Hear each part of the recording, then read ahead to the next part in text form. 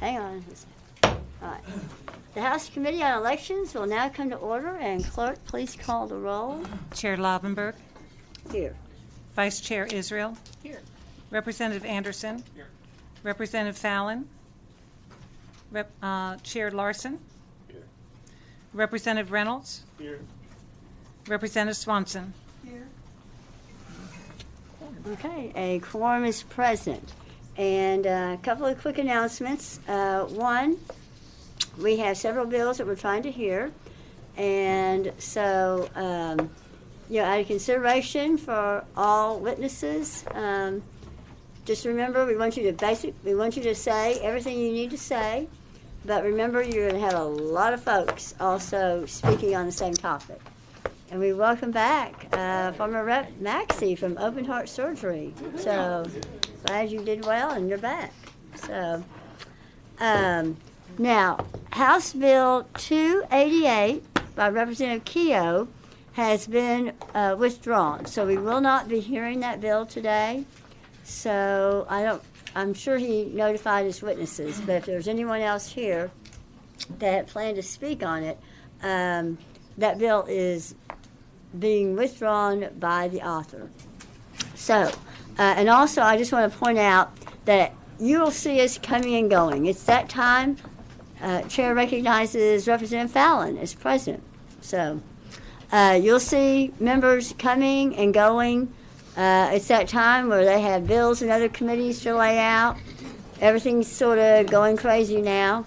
So it's not for lack of interest, but because there are multiple things going on. And also, we have a timer that we're going to set up in consideration for all the witnesses. And I think, what is it set for? 3 minutes? What would you like? 3 minutes, Yes, I think, ma'am. 3. Okay? So with that, the chair lays out House Bill 929, Representative Miller, and for consideration, and I recognize Representative Miller to explain your bill. Thank you, Madam Chair. Members, it's great to be in front of you today to hear this great bill for our military members who are deployed. Who can vote absentee? I think there's a long list here. The main people we're after here in this bill is our members of our military and their families. And the purpose is to extend the time for them to vote from 5 days to 8 days to get their ballots in. Military personnel and overseas civilians face a variety of challenges to their participation as voters in U.S. elections. Despite repeated congressional and state efforts, I know we've been part of that to facilitate their ability to vote. By the way, Texas has the third largest number of active duty military members. According to the U.S. Election Assistance Commission, 30% of military personnel overseas said they could not vote because their ballots never arrived or arrived too late to count. Despite DOD's federal voting assistance program and 2 federal laws to help in these voting efforts, the military absentee voting process often leaves overseas voters with insufficient time to complete and return their ballots. The second of those bills was the Military and Overseas Voter Empowerment Act, or called MOVE, amended the first one and other statutes by providing greater protections for service members, their eligible family members, and other overseas citizens. Although legislation through the years has helped to ensure that ballots are made available for deployed military personnel, getting a marked ballot back to the right place, the right precinct, the right elections administrator, and time to be counted remains difficult. It takes time to get the ballot to and from, and trust me, I know about this. I've been on a number of deployments myself. Especially those who are in a combat zone and getting the ballot to the right person there, or on a ship at sea, which I spent a few years doing. The MOVE Act requires all ballots be mailed to service members no less than 45 days before an election to give military voters a chance to return those ballots. They can take 11 to 18 days to arrive once mailed. At least 36 days are needed to transmit a ballot. So if there are no shipping delays, a service member might have 9 days to complete and mail back a ballot. Overall, the military population will vote at a higher rate than the general population. It's a fact. However, those stationed overseas vote at a significantly lower rate, which leads us to believe there is difficulty in this system, and we want to help. That's the purpose of this bill. This bill simply changes the time period allotted for a ballot to be received. It allows for 8 days after the election. By the way, Madam Chair, I forgot to lay out the substitute. You have a sub? Yes. Okay, then Chair recognizes Chairman Larson to lay out the substitute. And Representative Miller, can you explain the difference? The difference mainly is that the substitute just had it pertain to military members only, members of the military, active duty military, and merchant marines. Okay, took out civilians from the original bill. Okay, just to make it applicable to our military and merchant marines. So Americans serving their country deserve to have their vote count. I believe we do have some witnesses here today. I'll be happy to answer any questions now, and I certainly reserve the right to close. Okay, members, are there any questions? All right.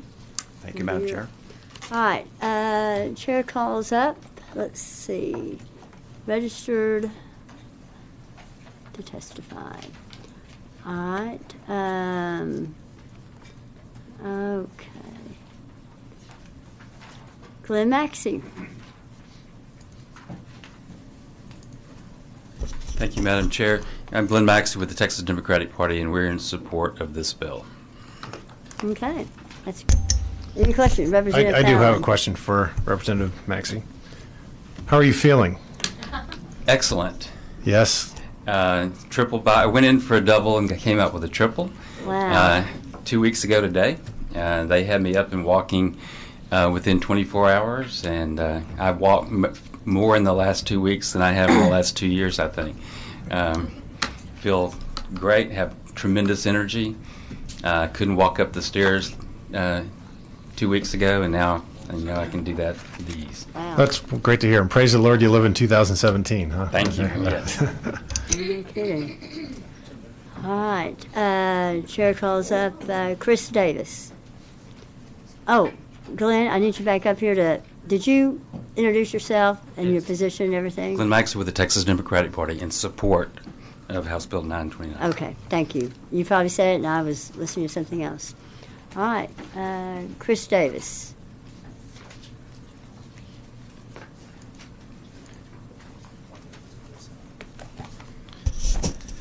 Good afternoon, Madam Chair, committee members.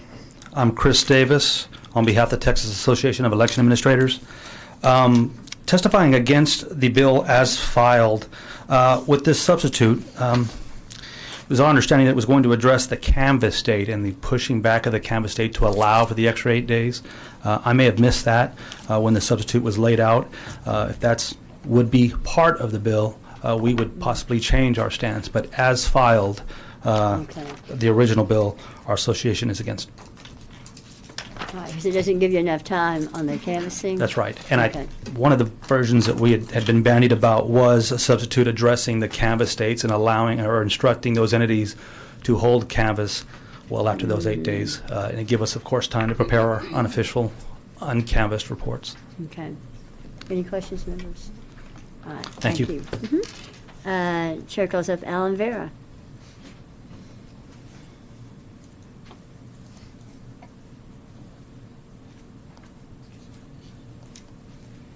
Alan Vera, Chairman, Harris County Republican Party Ballot Security Committee, testifying against HB 929 as filed.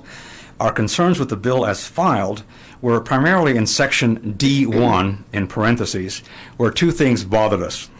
Number one, the bill almost established an acceptable remedy for tardy mail-out ballots. I don't think we want to codify the acceptability and some remedy for elections officials being late in mailing out mail ballots, whether to the military or otherwise. And secondly, it creates no correlation between the number of days late in sending out the ballots and the number of extra days we allow for the ballots to come back. It just didn't seem logical to us. We believe that there are other bills on this topic, especially addressing the military, that may do a better job. And for these reasons, as filed, we respectfully ask the committee not to pass this bill out. Thank you. Members, any questions? Representative Swanson. I wanted just to mention, Alan, that I read I had the same concern on the original one, but that is taken out of the committee Section substitute. D1 is gone? I don't think there's anything called D1 anymore. There's not a D1. Right, and anything having to do with them being tardy sent out is totally taken out of there. Good, thank you. That's good. You might visit with the author and see what the sub, if that fixes your Thank you. concern. Appreciate it. Any other questions, members? All right, Chair calls up Ed Johnson.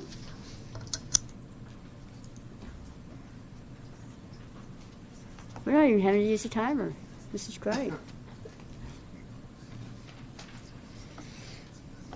Ed Johnson with the Harris County Clerk, and we registered for the bill, but we do need the change. As you heard from the election administrators, the bill does not address the canvass date. So under this current bill, we would basically only have a day to do the canvass. Right now we have 4 to 5 days, and we can barely get it completed in Harris County in that amount of time.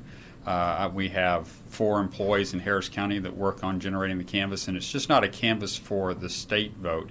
We also have to do the canvasses for all the other entities that join our election.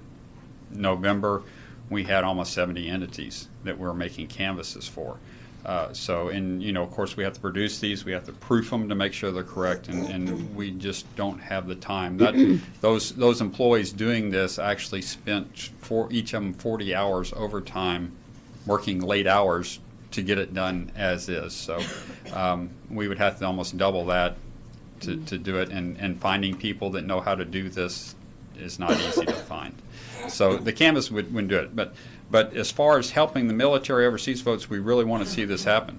One of the ones we suggested is 6 days. Maybe, I know it's only 1 day, but that would fix it, because the provisional ballots right now have until the 6th day to be turned in. If you, under our photo ID law, if you show up without your driver's license with you, you're supposed to vote provisionally, and you then have 6 days after the election to come and show your photo ID to have your provisional ballot counted. So, by extending it to only 6 days, would be in the same time period as the provisionals, and all the calendars would work out. Extending the canvass will actually be a problem, because if we extend the canvass another week, if there is a runoff election with these entities, cities, school districts, if they have a runoff election, that'll actually put their runoff election on the week of Christmas. So it's a crunched calendar right in this time period to make all this stuff happen. We're all for whatever we can do to make it work, but the calendar kind of has us crunched in here on doing it. In Harris County, we actually received 36 FPCA applications or ballots on the 6th day after the election. So if we just, if the author would be willing to make it 6 days, we would have got to count 36 more votes. Any questions, members? Thank you. All right. Thank you. Okay, Chair calls John Oldham. And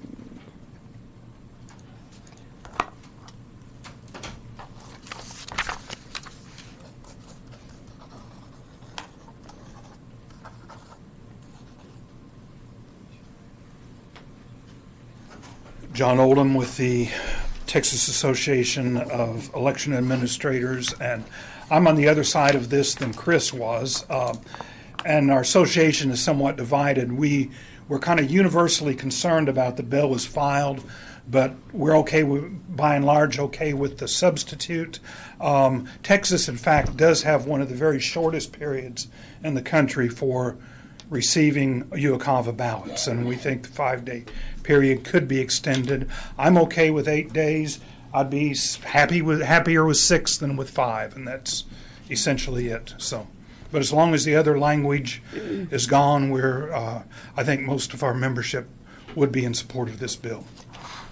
okay, any questions, members? Thank you. All right, Chair calls up Morgan Little.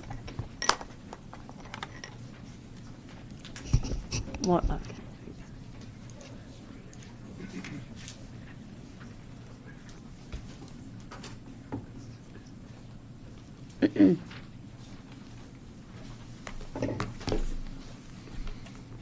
Madam Chair, members, guests, I'm Morgan Little from the Texas Coalition of Veterans Organizations, and we have a lot of interest in this particular bill.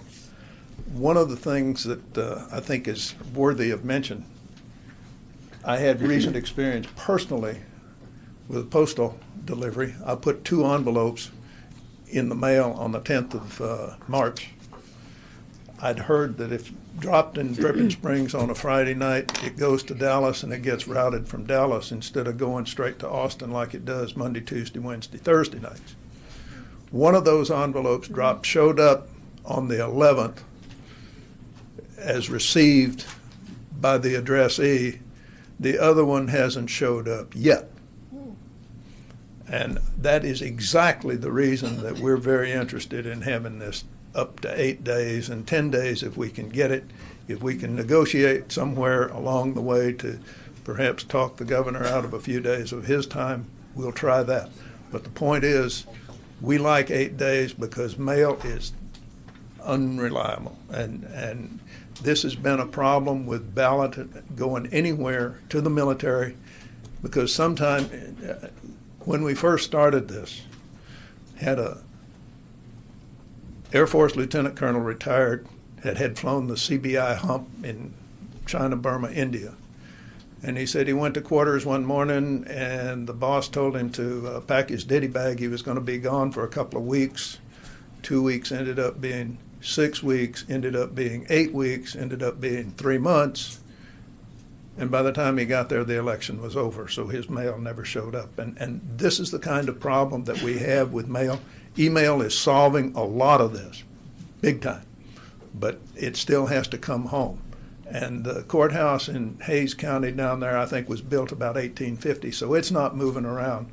But the sailors and soldiers moving around, they're hard to track down and find. And so we have to have as much time for them to get the ballot and then for them to get it back home as we can. And we're not trying to codify something for folks who get the ballots out late. That's not the idea at all. It's just simply we want the time to be preserved for the members who vote to get their ballot back in time to be counted. Thank you, Thank you very much. Members, are there any questions? I have a request. Go ahead. Thank you very much for coming. I'm trying to find out what members are here, and so I'd like to reserve the front 2 rows for members so I can see them. I can see you guys kind of in the corner over there. Just, if y'all could give consideration, if a member comes up and they're looking for a seat, if y'all would not mind giving your seat up so I can see them, because if I don't see them, I don't call their bill up. And I get mad at them because I think they didn't show up. And I don't want that to happen. Okay, Chair calls up Bill Fairbrother. And we'll definitely give you plenty of time to come up. Bill Fairbrother, Texas Republican County Chairman's Association, here to testify in support of HB 929. Worked with his office last week, saw the substitute, like what we saw, so we're happy to support it. Okay. Members, any questions? Thank you all. All right. Is there anybody else? I think that's it. We have Secretary of State here as a resource witness, if anybody has any questions for the Secretary of State. Okay. So is there anyone else who wishes to testify for or against or on House Bill 929? And seeing none, the chair calls up Representative Miller to close. Thank you, Madam Chair. I appreciate this opportunity to extend this. 6 days would be better than 5. 7 days would be better than 5. 8 days would be best. What we'll do is we'll continue the dialogue with Harris County and see if we can work something out and then come back to the committee with whatever that decision is. If that's okay with you. Perfect. And so, any other questions? No, I don't I think it's good with Bexar County. They probably have the largest number of military deployed members, and maybe with Fort Hood too. We don't know, but so anyway, we'll be happy to work with Harris County to see what we can do to make this work for them. Okay. Okay. Perfect. Any Thank other you. questions? I don't think so. No? Okay. Okay. Thank you very much. I close. And at this time, the chair withdraws the substitute to House Bill 929, and the bill will be left pending at this time. So I see Chairman Dutton, and Chair calls up Chairman Dutton to lay out House Bill 137. Thank you, Madam Chair and members. I am totally against this bill. Well, It is not a bill I would vote for, which is why we have a committee substitute. okay. And I was getting ready to say, is there a substitute? Yes, I Yes, see there there's a is, Judge. substitute. Madam- Okay, so Representative Israel lays out the substitute to House Bill 137. And I will explain it, Madam Chair. And can you explain Let me start by telling you what was the This is a very intriguing bill. So I was underlying. very- Well, the bill is, but I think the committee substitute will make more sense to you. In Harris County, we had a situation where my predecessor in the legislature and my good friend, my closest friend, Commissioner L. Franco Lee, was the county commissioner. His name was on the ballot in the general election. His name happened to be the only one on the ballot, which means that all he had to do was get enough votes and he would have won the election without any question. However, he died. He died in January of last year. As a consequence, the way the statute reads, even though it was for a full term that was coming up, it allowed the precinct judges to actually appoint the person to be the county commissioner. I had so many complaints from people who said they didn't think that was fair. Even some of the precinct judges complained to me that put them in a position that they didn't like to be in. And so what happened was we have some 1.5 million people in that commissioner's district, and 74 people decided who was going to be the person elected in it, because that's what the law prescribed. What the committee substitute does is simply limits the application of this to where there is an election, a general election, and the person dies. They're the sole person on the ballot for that position, but that person dies. What this committee substitute does is triggers a special election rather than allowing a small number of people to then become the sort of a jury for who decides and who's going to be in that position. I will just as an just tell you this. When that happened, we had 74 people decide who was going to be the county commissioner. And then we had 36, 37 people decide who was going to be the state senator. And then we had about 15 or 16 people who decided who was going to be the state representative, because that was the domino effect. And all of these things happened because the person who got appointed to be the commissioner happened to have been the sitting Texas state senator. And then the person who got to be appointed senator happened to be a state representative. And all of these people are good people. I don't mean to suggest that at all, that anything bad about them. It was just the process, because this was a full term, a 4-year term, where 74 people got to express the will of 1.5 million people. And so what this bill would do is, as the committee substitute, would be to prevent that. And I'll be happy to answer any questions, Madam Chair. And that happens after the primary and before the general. Yes. And because, it's too late to go through another primary. Right. So you're basically saying just have a all-out Just have an general election where the people get to make the choices as to who they want to serve. You'd have to do that before the general to decide who would be on the general Well, ticket. if the person died before the general, that would be right.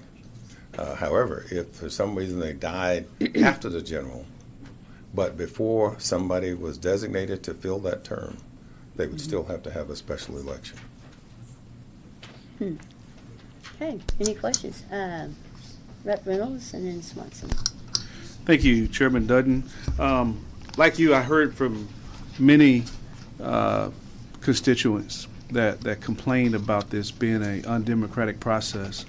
I had some constituents that complained that they expressed the will to their precinct chair who basically ignored their will. And that was their really only way of having their voices heard. Right. So it seemed as though what they were asking was, well, why can't this be temporary or for a partial term? Why is it for a full term? Right. And I really didn't have a good explanation for them other than it was in statute. That's the only way I could explain it too, Representative Reynolds. That it's just what the statute says. I had numbers of people, as you might imagine, call me and ask me to even put my name in it. I wouldn't do it because I didn't like the process. But like you, that a number of constituents called, and they're still upset about it.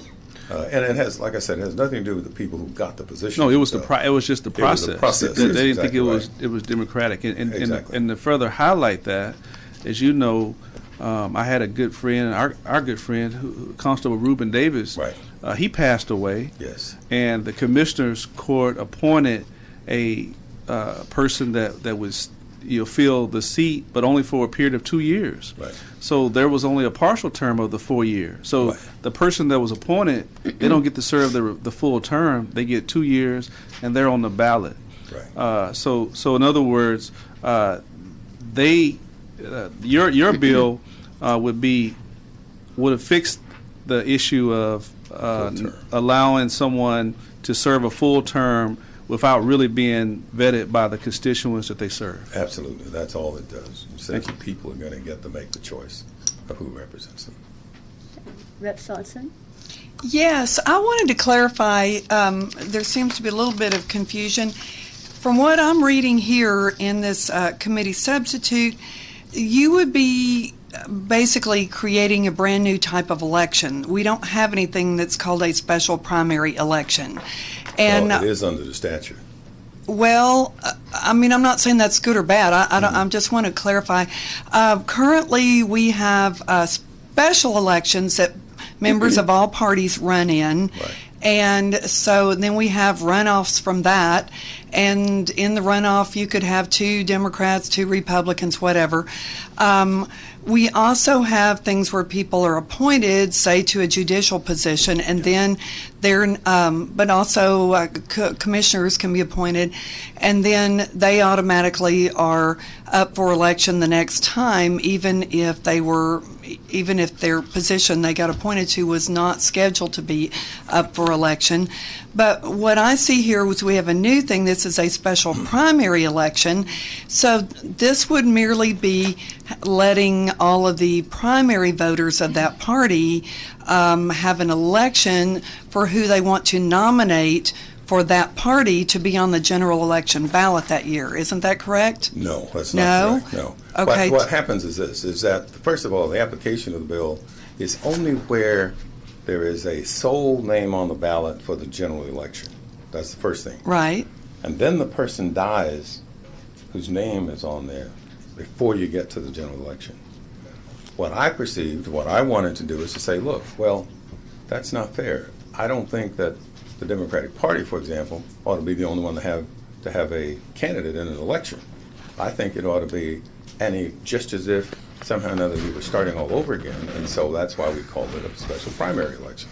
So that if another party wanted to nominate a candidate, they could do that too. So my question would be, would they then run against each other and that would decide the position, or would the Democrats have one, the Republicans would have one, and that would merely decide who was nominated to be on the ballot for each party in the general election? That's what we contemplated. Okay, so that, yes. Right, so and you and I are fairer. both, you and I are both saying the same thing. And that made it fair. This is yes. a new thing called a special primary election, which would be separated by party, and it would be for purposes of nominating people to be on the ballot Correct. representing that party, right. And then you would still have the general election. Yes. Okay, all right. That person would still have to be elected. Right. Because what I didn't want to happen was, for example, let's say in the case of my commissioner, El Franco, he died in January 3rd, and it's still difficult for me, but he died then. The election wasn't going to be until November. Mm-hmm. The election wasn't until November, and that was for a full term. which was going to start January 1st of the following year. Well, I think that gives us enough time to say, look, wait a minute, let's give the voters the option to vote to decide who ought to go into that position, as opposed to having a select or a small group of people decide who ought to be in that position. Because the way the law works now is they simply said, well, what we're going to do, the Commissioner's Court appointed someone to serve out the unexpired term, which ended December 31st. And then the precinct judges got together and decided whose name was going to go on the November ballot. And that person was automatically elected because there's nobody else on the ballot. There's no other name on the ballot except that one. And so what about the Commissioner's Court? I'm sorry to interrupt. Well, the Commissioner's Court just appointed somebody for the interim. But would you have had a primary election for that as well? Well, they had already had the primary election, remember? But that person did and then he passed away. Yes. And that's what started it. Right. So they would actually have to start by having a primary Well, that's what the committee at the Commissioner's Court. Yes. And then, depending on who ran and won for that, not the Commissioner's Court. They wouldn't apply to that, Madam Chair. It would not. Okay. No, because that was an unexpired term. That's right. That's what this committee substituted does is applies only to a full term. Okay. So we just got this. So it's very limited. It's very limited in its application. It's only for a full term. Only for a full term. Everything else stays exactly the same as it is now. If you can follow me, okay? So anyway, yes, thank you. I just wanted to make Yes. sure that everybody understands this is a new animal. We no such thing exists right now.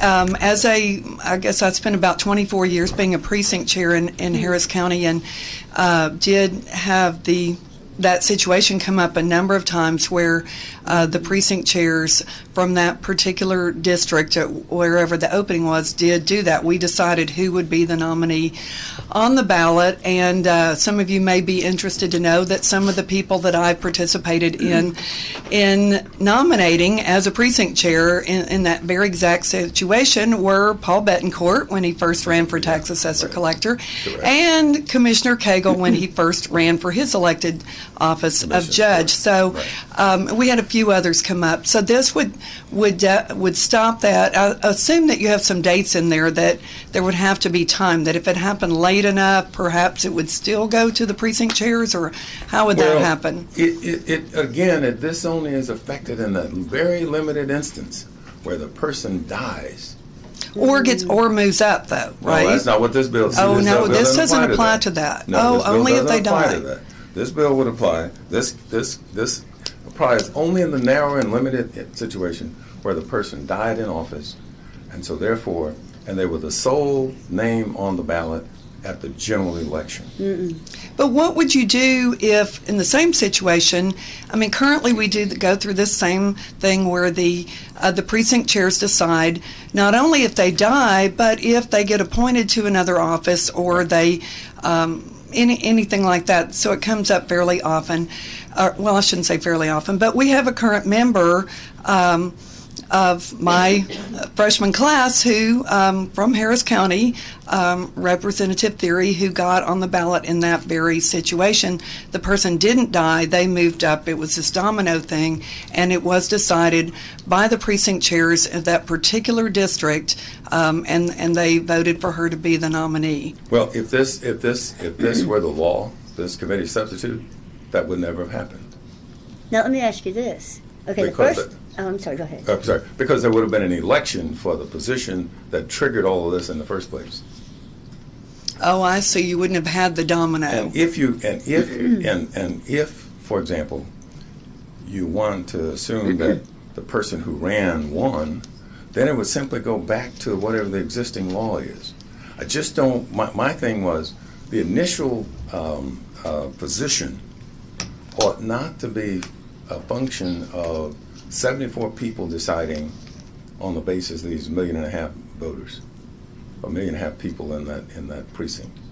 I just that was the notion that when my constituents came to me, they were absolutely horrified that that was the law. In fact, some of the precinct judges said, well, we have done this before in several instances, but never in this instance. Never in the instance where a person died. They were the sole candidate on the ballot in the general election. Now, the ones you mentioned where people have moved up to other offices and got appointed to other things, yeah, that's fairly commonplace. And I think voters sometimes are more accepting of that. But in this limited situation, what I found is that voters were absolutely terrified at the fact that they didn't have an opportunity to participate. Because in most instances, what happens is you're talking about a candidate who has begun service within a particular office. And so you have a limited number of years left on that term. But where you have a full term, that's there. That's what the problem became. So if they had been, like I think in Representative Reynolds' case, where the constable, he only had, I think, 2 years, or a little bit less than 2 years on his term, people accepted that. They didn't, probably didn't call Representative Reynolds at all about that because they know that in 2 years. But if it had been a 4-year term, a full term, that's what I think was the biggest rub, at least for the people who talked to me.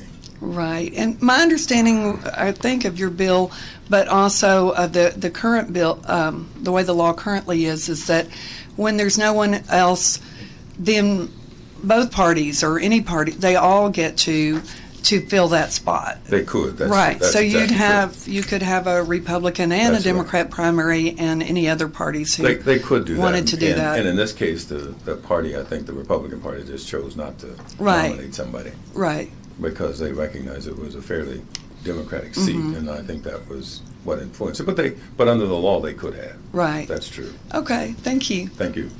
Rep. Fallon? Thank you, Madam Chair. Representative, I'm sorry for your loss, and we'll keep Commissioner Lee in our prayers. It was really a Texas loss, man. Yeah, He's yeah. such a Texas treasurer. He was. He held his seat prior to me coming, and so You had big shoes to fill, but you went to the shoe Absolutely. store, Still so that's trying. good. So I just want to take it through. For me, I like using examples. So I think I'm rather clear on it, but it might help other people as well as myself. If in this instance, let's use dates. So if an office holder were to pass away in December of 2015, prior to the filing deadline, this wouldn't be fine because no, they could it just file, wouldn't. and someone else could file. Right. If they do so afterwards, which exactly happened in this case, then but nobody else could file, we're going to have a special primary election and give both parties the opportunity to nominate if they want. Right. As you said, capital D Democratic seat. That's why the Republicans didn't bother. So my other question would be, then after November of 16, had this happened, if there was the person that won dies, the Commissioner's Court existing law, they would just appoint the person. It would go after, because back to what the after law is. Yes, sir. So one thing that I have a question on is, what if this happens in October? Prior to the If it happened, for instance, in October of 2016, a couple of weeks before the general. It would still revert back to the present law, which allows the Commissioner's Court, for example, to appoint somebody to fill the unexpired term.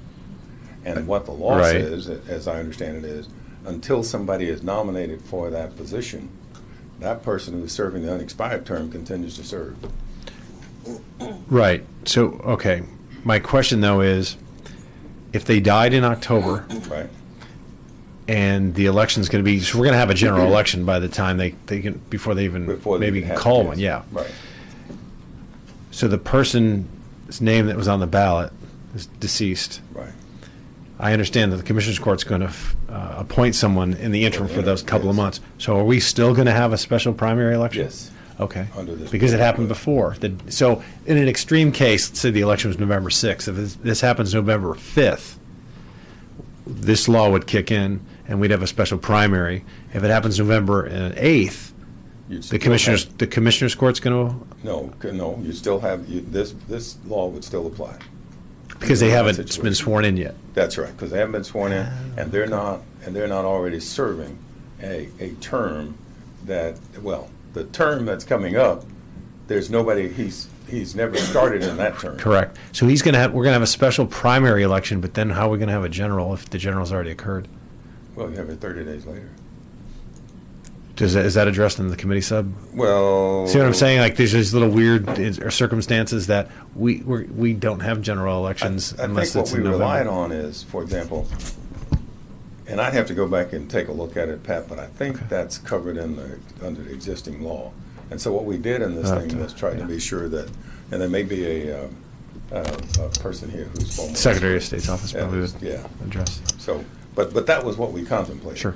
Trying to do that and trying to make sure that it only applied in the limited situation of a person dying in office who was the sole candidate on the ballot. So in this instance, had there been a Republican candidate, this wouldn't have applied. Yeah, this would not have applied. I have to tell you, Representative Dunn, the spirit of this is something that I'm very much in favor of, simply because when you have an appointment for a full term, we're moving more and more away from democracy. Absolutely. That's what people, if I showed you some of the letters I got, that was the one common theme through all of them, is people said, how can you guys decide for us who ought to be our county commissioner, for example? Yeah. Why does the legislature do that? And I said, I don't know, but I'll take a look at the law, and that's why I brought this bill to you. Yeah, less oligarchy, more democracy. Yes, absolutely, even if it's wrong. Yes. Thank you. Any other questions? Can we follow up with that? I just wanted to ask the Secretary of State's Chair office. calls up Keith Ingram, Secretary of State. All right. I will As a reserve the right to resource. close, ma'am. Oh, That's all right. I am so sorry. That's okay. I've got That's all sinus right. today. Thank you. My apology. Keith Ingram, Secretary of State Elections Division, here to testify on House Bill 137. All right. So, Rep. Fallon. Keith, the question, under current law, if someone were to pass away after they were elected, let's pick November 6th as an election date. They get elected, they die November 8th. What happens? So there's two different things that we're talking about here. We're talking about vacancy and nomination on the one hand and vacancy in the office on the other hand. So if someone dies just after the November general election, there's actually two vacancies that are being created. There's the vacancy for the end of the term through December 31st, and then there's the vacancy for the term that begins January 1st. And under 202 of the Election Code, for anything besides legislative offices, the appointing body, the county commissioners for county election officials, the governor for state and district officials, will appoint someone, and they've got the right to appoint someone for the finish out as well as the term that begins January 1st, but it's two separate appointments. And they will run in midterm. So presuming it's a 4-year term that just started, they will have to run in midterm for the last 2 years of the term. That's what happens when you have a vacancy in the office. So what we're talking about with this bill is a vacancy in nomination. And a vacancy in nomination is different than a vacancy in office. Like the county commissioners in this case got to appoint somebody to finish out till December 31st, but the executive committee picked a new nominee. The bill, I'm at a loss because I haven't seen the committee substitute, but the bill as filed triggers off of 145.035. So if someone dies, is declared ineligible, or withdraws after the filing period for the primary, then the executive committee gets to appoint a replacement up until 74 days before the general election. So if it's still triggering off 145.035, then it ends, this opportunity ends That would make 74 sense. days before the election, because you've got to lock in a ballot for the general election, and you've got a program, and you've got to get your overseas ballots out. So the last day that a vacancy and nomination can be filled by the executive committee under current law is for a vacancy that occurs 74 days. 74 days. And I think the committee sub narrows it just to death in that case. So this would cover it then, that extreme example where somebody passes away 3 days before the general election.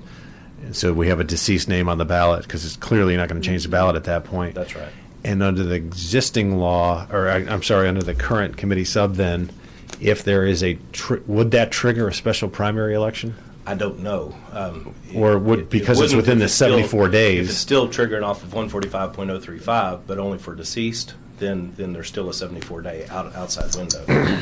So under current law, somebody passes away right before they're elected, their ballots, their name's on the ballot, they get elected. Then the commissioner's court is going to appoint, like you said, somebody to fill out the unexpired term, and then somebody to fill out the next 2 years until we can go to a midterm. That's right. Okay. And then there will be a full primary process for that midterm election. It's not really a special election because it happens automatically when you've got a vacancy in the office, so it doesn't have to be called as a special election. Right, but because it's it would be a species of 2 special years, Exactly. out. So that's my concern is if it's not covered, then we're not going to have a special primary election with no general, because we're not having a true special election. This is only to fill, and it probably it would make sense if it was covered under that current section that you were talking about. Right, and 145.035. this does still trigger off of 145.035. Okay, so that's it's still got a perfect. 74-day outer limit. Wonderful. One thing I do see on page 3 of the committee substitute, at the top of the page, E says the certification must be delivered not later than 5 p.m. of the 71st day before Election Day, or as soon as practicable after that time. So it seems like they are, that is allowed for. So from what you're saying, my understanding would be the person appointed in this situation, so it's too late then to have this special primary election that we'd be setting up. So the person appointed by Commissioners Court would serve then all the way until the next primary, or how would you? No, that if someone is appointed to fill out the term till the end of the year, Right. there's another vacancy that occurs on January Right, 1st when right. the new term starts, and so there would have to be another appointment for the next 2 years. And Commissioners Court or the governor could appoint the same person, or they could appoint a new Okay, person. but it'd be 2 appointments, but likely the same person then. Okay. All right, thank you. Rep. Reynolds. And you just pretty much clarified, I think, the contention and that is that in the scenario that you just described, I had a similar situation where the constable was on the ballot. He won the general election, died shortly thereafter. The Commissioners Court appointed someone to fill his unexpired term, which ended December 31st. They appointed that person, and then they chose the same person, Valerie, to fill the position that starts January 1st for a period of 2 years. They couldn't give him the full 4-year term, but 2 years, and that person has to run in 2 years. Right. The situation that Mr. Dutton is talking about, those constituents don't have that option. They get a full term, even though they were only elected by the precinct chairs. So they're not really getting a full term. They're getting the right to be on the ballot.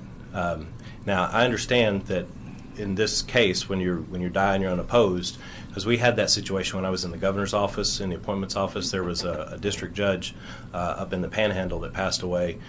I mean, the day after the primary. So he was the nominee, and he was the only nominee. So the way the law is worded right now, if you have that situation and the other party elected not to make a nomination through the primary election, then if someone dies, only the party of the person who passed away gets to make a nomination. So in this case, effectively, they're going to get a 4-year term because of being the only nominee, unless someone is a write-in candidate or an independent. And so I understand that concern, but it's not really that they're filling the vacancy for the next 4 years. They're filling a vacancy in nomination, which is a party process, and that's the reason the party executive committee is the one that does that process. If the party or the legislature wants the party to do that process with a special election of some sort, then that's certainly a different way to go. Okay, Vice Chair. Thank you, Madam Chair. Israel. Mr. Ingram, does this, the statute that we're looking at here, is it affecting legislative vacancies, or is it just, I can't read on here where it's determining county government or local government? Chapter 145 is for all vacancies in nomination, so it's everything. But for the legislature, they've got their own method for filling vacancies in the office. So you got to keep those two things separate. So the vacancy in nomination could be filled by this special primary election, but the vacancy in the office would be filled by a special election. So if you have a legislative vacancy under this law, you would probably have 2 elections. You would have one to fill the nomination vacancy and one to fill the actual office for the rest of the term. So I'm wondering if there should be some language in here so that we're Just cleaning doing that once. up. I don't know how you would do that, because you would either not have the special primary election for legislative offices or you would say that there wouldn't be a special election to fill the vacancy in this circumstance. But if you did that, then those constituents would have the rest of a year without a rep. Okay. Thank you. Any other questions, members? Okay. All right. Thank y'all. Thank you, Keith. Okay. Chair calls up Chris Davis.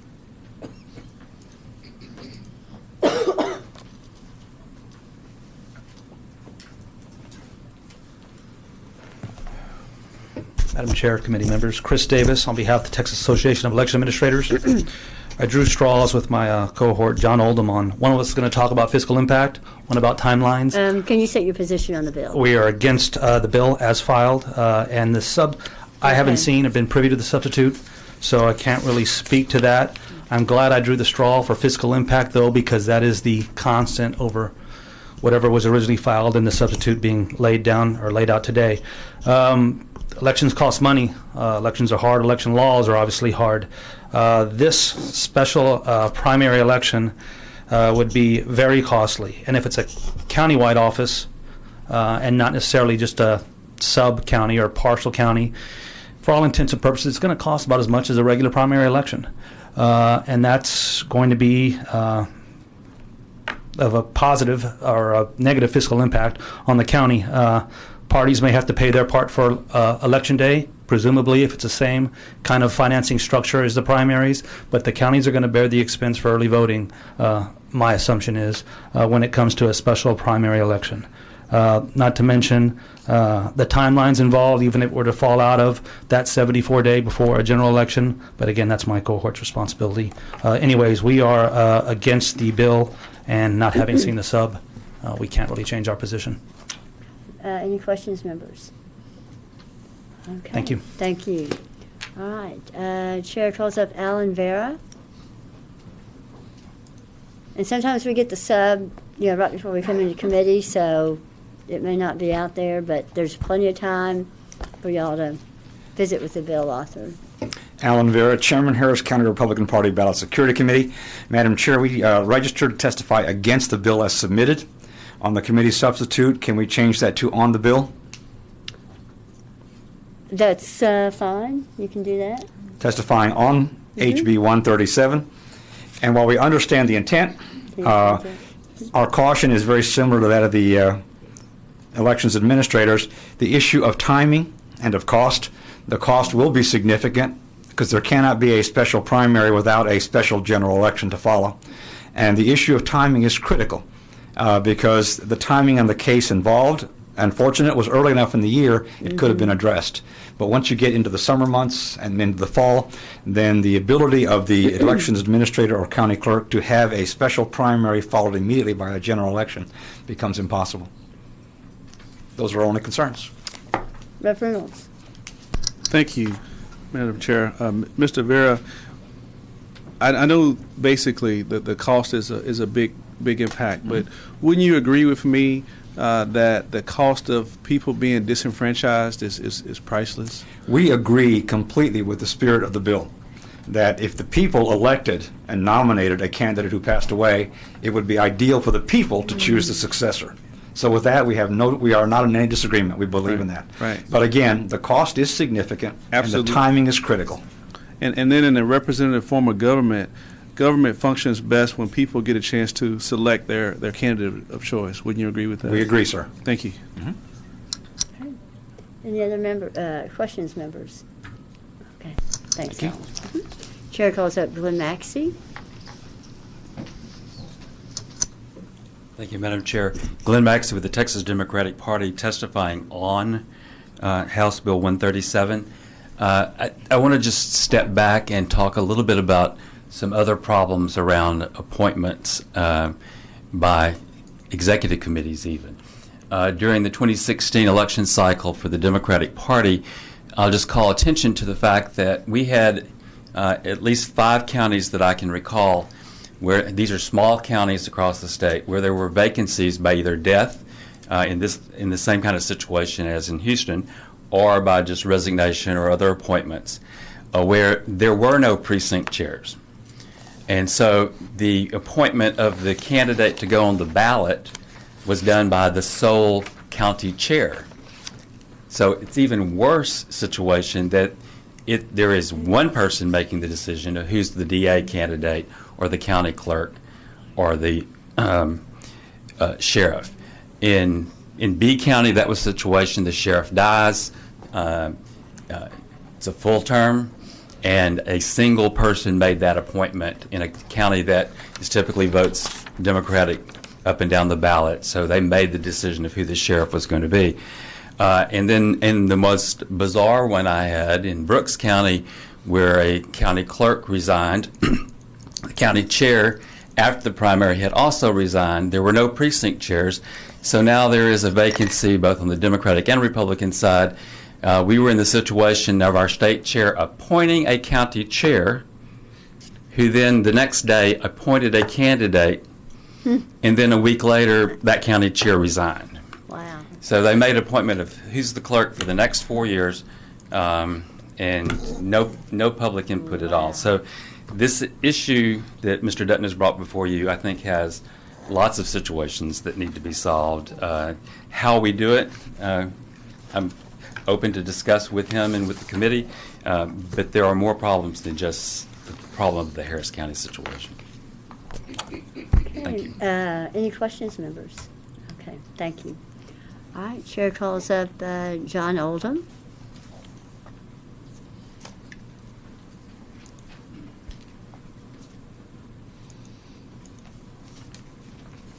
Thank you, Madam Chairman. John Oldham, Texas Association of Elections Administrators. And I want to talk about the calendar. The statute says when basically a vacancy occurs in nomination, which would be after the primary, and up to 74 days prior. And this is my biggest concern with this. I mean, obviously, I'm concerned about money, but I come from Fort Bend, and we got lots of money. But no, I'm serious. In all seriousness, if we had somebody die 75 days before the election, here's our situation. Because this bill provides rule that the party would establish rules related to this election. But regardless of what rules they establish, there's going to have to be notice periods, there's going to have to be filing periods, there's going to have to be public test for the equipment, there's going to have to be notice of that test. But let's say somebody dies on August 25th, prior to last November's election. If you gave, for example, 72 hours notice of the filing period and then only had it open for 2 days, your filing period wouldn't end to August 31st. Now you're going to have a ballot drawing if you have several people file. You've got to give 48 hours notice on that. Then you're going to have a ballot drawing. Then you're going to have to certify that election to me, the election administrator, whoever it happens to be. That wouldn't have happened in this case till the day after Labor Day, which was September 6th. We have to give 48 hours notice on the public test. So the earliest we could have had a public test, if we even had the candidate's name and the coding ready, would have been September the 9th. Now, once we have that public test, we have to have early voting period. And let's say if we had 5 days of early voting, which mirrors what we've had in special legislative elections, that would take us to September 16th. Okay? Now, and then let's say we have, following the schedule, an election on September 20th, a period through September 26th to cure any provisional ballots, canvass on the 27th. Now we've already blown by the UOCAVA deadline of September 23rd for mailing overseas and military ballots for the November election. And we will then be faced with signing a consent decree with the Department of Justice saying we won't do this again, because that's the reality. Doesn't matter why the reason is, but they will be after us for not meeting that UOCAVA deadline. And I can't imagine that anybody, you guys want to put any of us in that position and put the state of Texas in that position. Now, all these things assume that, we can spend, work 24/7 preparing and testing, but I think that's as the minimal guidelines or deadline that we could work with in that situation. Rep. Fallon. Thank you, Madam Chair. So yeah, that's what we the exchange that Representative Dutton and I had. We're just trying to figure out, and kind of as a work in progress, making this work. And so my question would be, from brass tacks perspective, is 74 days prior doesn't seem like enough time. We need to continue that. That window needs to be broadened to perhaps 90 days or 100 days, number one. And then two, I don't think we can have runoff election. I think it's got to be just winner, top vote getter we'd be goes. happy to get rid of all runoff elections. Right. But in this instance, if we open up that envelope a little more, and then just say, there's no runoff. I mean, whoever wins and whoever takes it takes it. My calendar, what I just gave you, wasn't even assuming a runoff. Right, I know. That's when I said, God, if you go to runoff, you have to double all this up. So I think what we're going to have here at the end of the day, hopefully, is a bill that at least limits this chance of this happening, but it can't ultimately prevent it from happening because of just the logistics of what you were just laying out.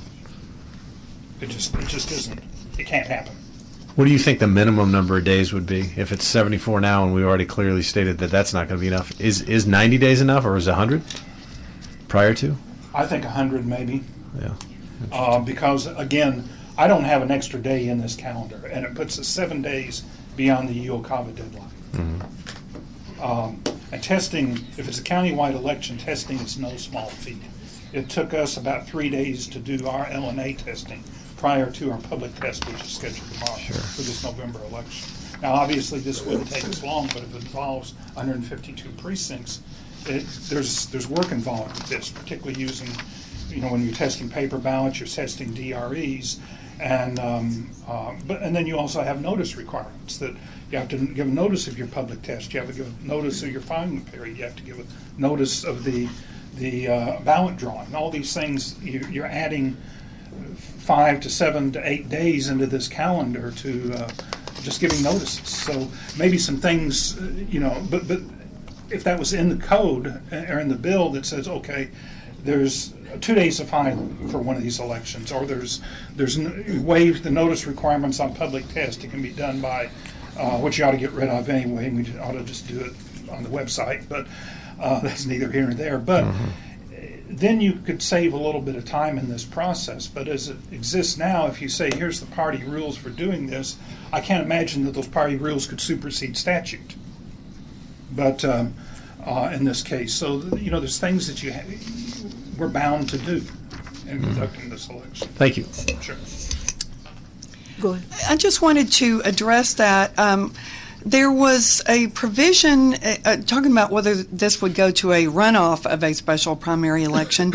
There was a provision that I believe I saw in the original bill, but I have not been able to find it in the committee substitute, that designed it as a weighted primary, like some states do, where you actually pick your first and your second choice, and if your first choice doesn't make it, the second choice does, and it prevents a runoff. But like I say, I cannot find that in the committee substitute, and only going from memory as far as the original bill. And that's called ranked choice voting. I'm not sure if, to tell you the truth, I'm not sure if the versions of our tabulating equipment that we have in Texas can support ranked choice voting. Probably not. I don't know. I mean, you do it in Maine. They do it in some other states. It doesn't mean we should do it here. But that means we should do it here. I'm not arguing one way or the other. I just wanted to clarify that, at least in the original bill, I don't think it would have prevented a runoff. So, I didn't see that. That's good to know that apparently you don't think our machinery I honestly, could we do have to that. ask our vendors, and there's essentially 3 vendors in the state supporting a variety of platforms, and I know, for example, not every certification supports ranked choice voting. Okay. That means they'd probably have to recertify the firmware. ES&S would, Hart would. Keith may know if this stuff supports ranked choice, but I doubt that it does in its current form. So. All right. Okay, thank you. Thank you, Mr. Oldham. Representative Reynolds, you have a question? Real quick, John, thank you for being here today. Would you be willing to work with the Mr. Chairman Dutton? I mean, you understand the spirit of the bill. Is there any suggestions that you have that could make it doable and workable? I haven't read the substitute, but I think I understand what it says. And I think that, again, to make the calendar work, we could simply go to a date earlier in the calendar, say July 1st is a cutoff. And after that, it would be filled by executive committee. But so the key is dying before would then be dying before, the 4th of July. But, these things happen. I remember one year, Jerry Litton in the 70s upset one Democratic primary for Senate and died in a plane crash flying to Kansas City to his victory party. So, things like these happen, and it could happen at any point in time. But again, I don't think we want to do anything that's going to put us in the target of the Department of Justice Civil, Voting Rights Division. Well, I think you're onto some. Have a cutoff. I'm just talking out loud here. Have a cutoff, and then, if it didn't make that cutoff, say if you said 98 days, 100 days, and then the person would only serve a partial term, given if it was a 4-year, then it would come up for the 2-year period, and that way at least you eliminate the issue of a person having a full term.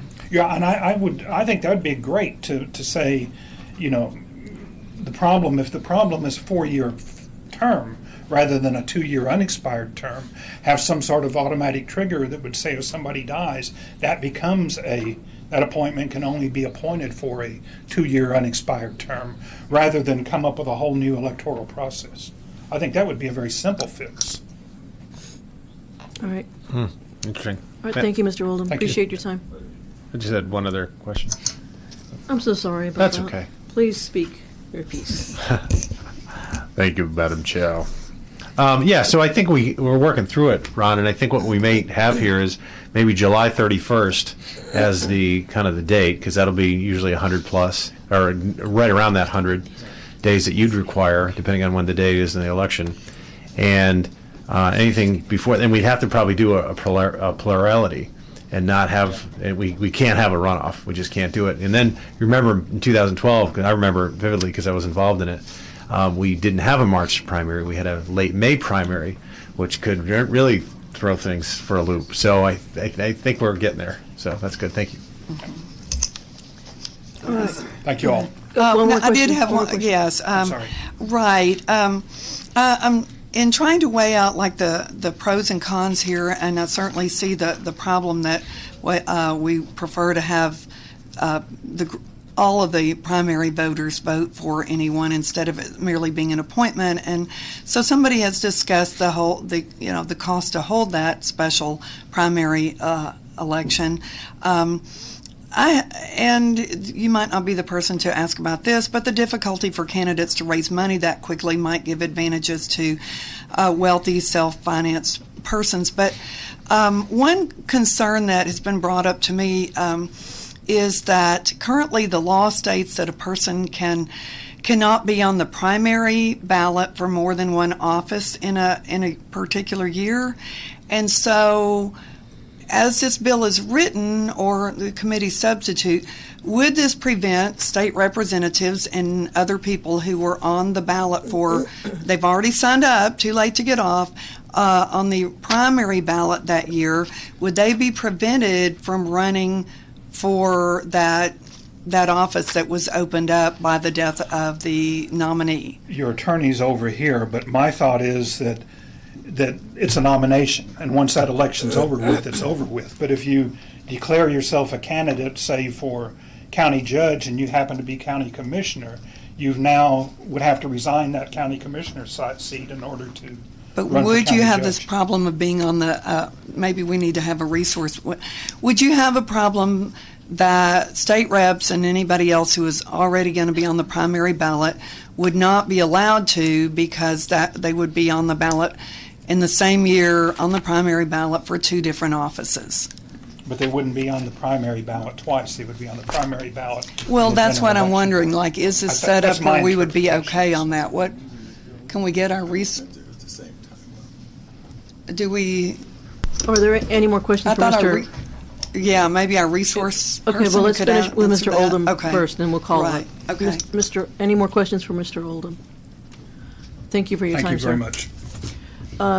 Ms. Swanson, would you like the Secretary of State's office Yes, to come back up, please.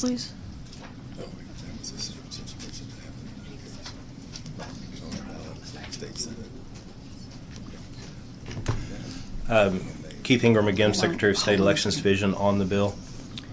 Representative Swanson, you have a question? So my question would be, and I don't know whether you've seen the committee substitute, would it be legal for someone who in that same year had run for and been on the ballot for the primary ballot for another office? Would this be considered separate, or would, say, state reps be ineligible to run in that special primary election? There's two provisions that deal with this in the election code. There's one in Chapter 52 that says you can't be on the ballot twice in the same election. So I don't think that piece applies to this. And what I was trying to look up is 141.033. It says that a candidate may not file applications for a place on the ballot for two or more offices that are not permitted by law to be held by the same person or are to be voted on at one or more elections held on the same day. And so, since the primary process is driven by application, you have to file an application to be on the primary ballot. You also would have to, presume, file an application to be on the special primary election ballot. And I think that, you know, since you couldn't hold two elective offices at the same time, you couldn't do that.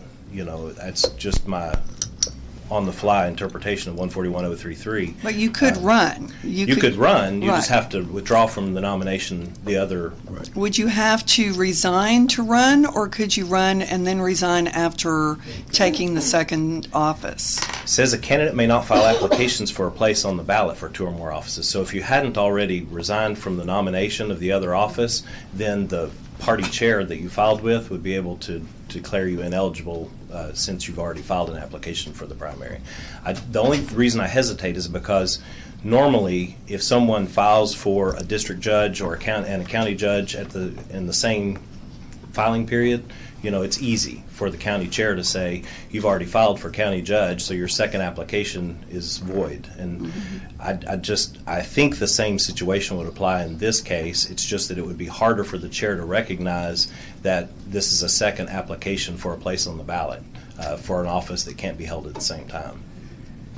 That's the reason I'm hesitating. I think that the same rule would apply. You can't apply for more than one office that you can't hold at the same time. So in order to do it, you'd have to withdraw the first application. And at this point, unless we change it, that's not legal, right? If the filing deadline's passed, so you're saying it would, unless you can possibly work out some wording to Chairman Dutton's bill, it would not be possible for someone who had already filed to be on the primary ballot to file for this. That's right. Okay, thank you. Madam Chair. Yes, Chairman. Thank you, Madam Chair. Your answer, Ms. Swanson, was exactly opposite of what happened in Harris County. So when Senator Ellis, who was on the ballot as the Senate candidate, the precinct judges nominated him to be on the ballot for the county commissioners court. So if what you said to Ms. Swanson is true, that couldn't have happened, could it? Yes, it could. And the reason is because he didn't apply for a place on the ballot whenever he asked the executive committee to nominate him. And he did have to withdraw from his other nomination because he couldn't be on the ballot twice under Chapter 52 of the election code. So after he got the nomination, then he had to withdraw from the nomination for Senate. And that created a vacancy in nomination for that office that had to be filled. Well, I misunderstood you then. I thought you were saying you couldn't do that to Ms. Swanson, but what you're saying is that if the person decided to run for another office after applying for that and then resigning from the prior office, they could do that, couldn't they? What I'm saying is that since this would require an application to go onto the ballot, it runs afoul of 141.033. You don't have to make an application for a place on the ballot whenever you ask an executive committee to nominate you. That's the difference. So the difference is you're not asking to be on the ballot. Somebody else is placing you on the ballot. That's right. That's and you're not filling out an application. You're not filling out a candidate application like you would for a special primary election. I'm sure it's easy to fix. That's one of those distinctions without a difference, because I suspect that and I don't want to belabor the point, Madam Chair, but I wanted to bring this to this committee because I think all of these things need to be fleshed out. That's awesome. Thank you, Madam Chairman. Happy to talk to you about it anytime. So you're saying that you feel like you could help Chairman Dutton with some wording that would prevent that problem and would make it where anyone already on the ballot could then also run for this? Certainly. Okay, thank you. All right. Have a comment? No. Oh. Just excited. Okay. Any other questions? All right, thank you. Okay, so next witness. We have a few more witnesses, and Chair calls George Hammerling.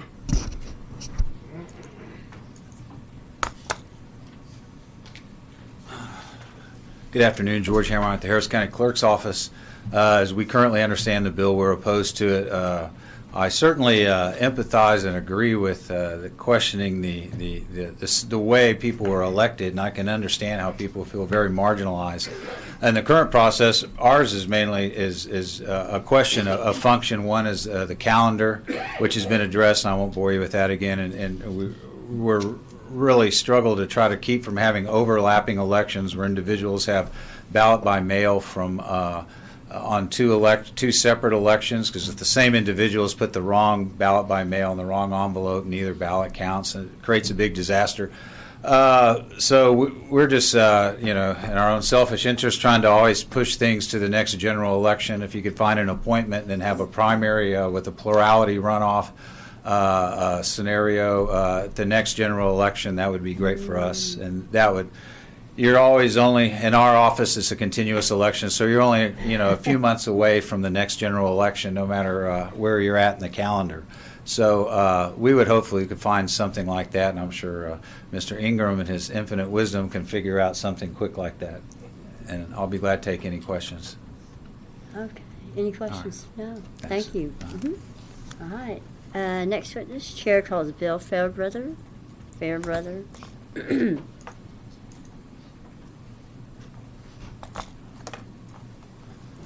Bill Fairbrother, Texas Republican County Chairman's Association, against House Bill 137. In the interest of time, almost all the points have already been made. Just want to point out that with all the other concerns, an executive committee is the largest body closest to the voters that the people have elected to represent them in their political party to make the decision in an affordable and expeditious factor, rather than, say, the county judge or other higher-up folks. So it is more of a grassroots than not going to an election, and all the concerns about holding an election have already been made. So in the interest of time, I'll just let those stand. Okay. Thank you. Any questions, members? All right. Thanks, Bill. Thank you. All right. Is there anyone else who wishes to testify for, against? Okay. If you want to register, have you registered? I had not registered because it was closed. Do I need to come register? Yes. Is it closed? Okay. Can you hold on? Okay.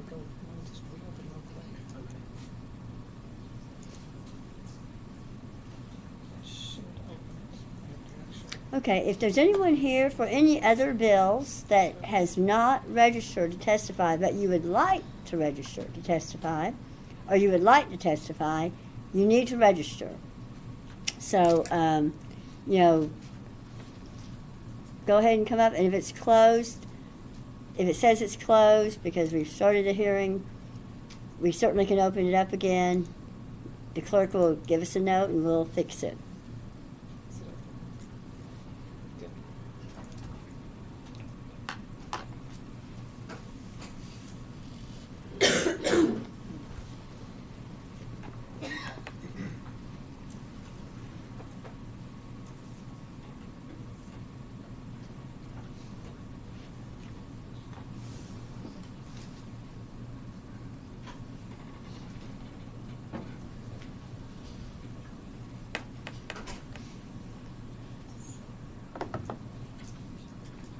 So I'm going to assume this is going to be the last person that wants to testify on this bill. Okay.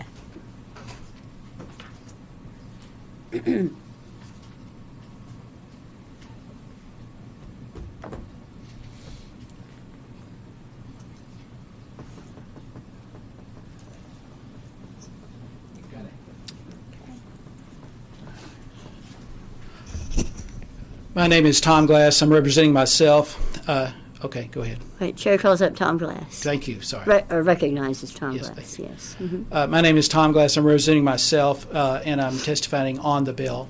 I took the extra time to do this because I have some experience and a concern that has not been articulated so far. My experience is that my wife is the chair of Harris County Libertarian Party, and we were involved in the daisy chain that Representative Dutton talked about, whereby the Libertarian Party did do a nominee for Senate District 13 when it opened up. And we did it through our district committee that had included a chair of both Fort Bend and Harris County. And the current law allows for that because there was only one person on the ballot when they dropped out. It opened it up for all parties. And the method by which we did it was an executive committee of the district as well. The concern, so I have that experience, and it worked fine for a convention party in that regard. But the problem or the concern I have is I haven't read the committee substitute, but I have read the bill, and I was trying to figure out where a convention party fits in this special situation. And the way I read it is that it actually allows a convention party to hold a special primary in this circumstance. As a person who has been involved with the Harris County Libertarian Party, I'm not sure we have the experience or knowledge on how to do that, and certainly I'm sure there would be more expense to the state if we were involved in that. And so my concern is I just want to make sure whatever we do here with this bill is that we do make sure that convention parties are considered. And they should be given equal opportunity if it opens up for a new seat, we should be given an opportunity to do it. But I'm not sure that a convention party should go through a primary, and probably should stick with the standard way it's been done now, which is the using a district committee approach. So I wanted to make sure, Representative Dutton, that we did that. And I don't know, it could be that you've already addressed it and I have misread the current bill, or that you've addressed it in the committee substitute, but that's the concern that I had. Okay. Thanks. Well, and you can visit with the bill's author. Okay, thank you. On that. Okay.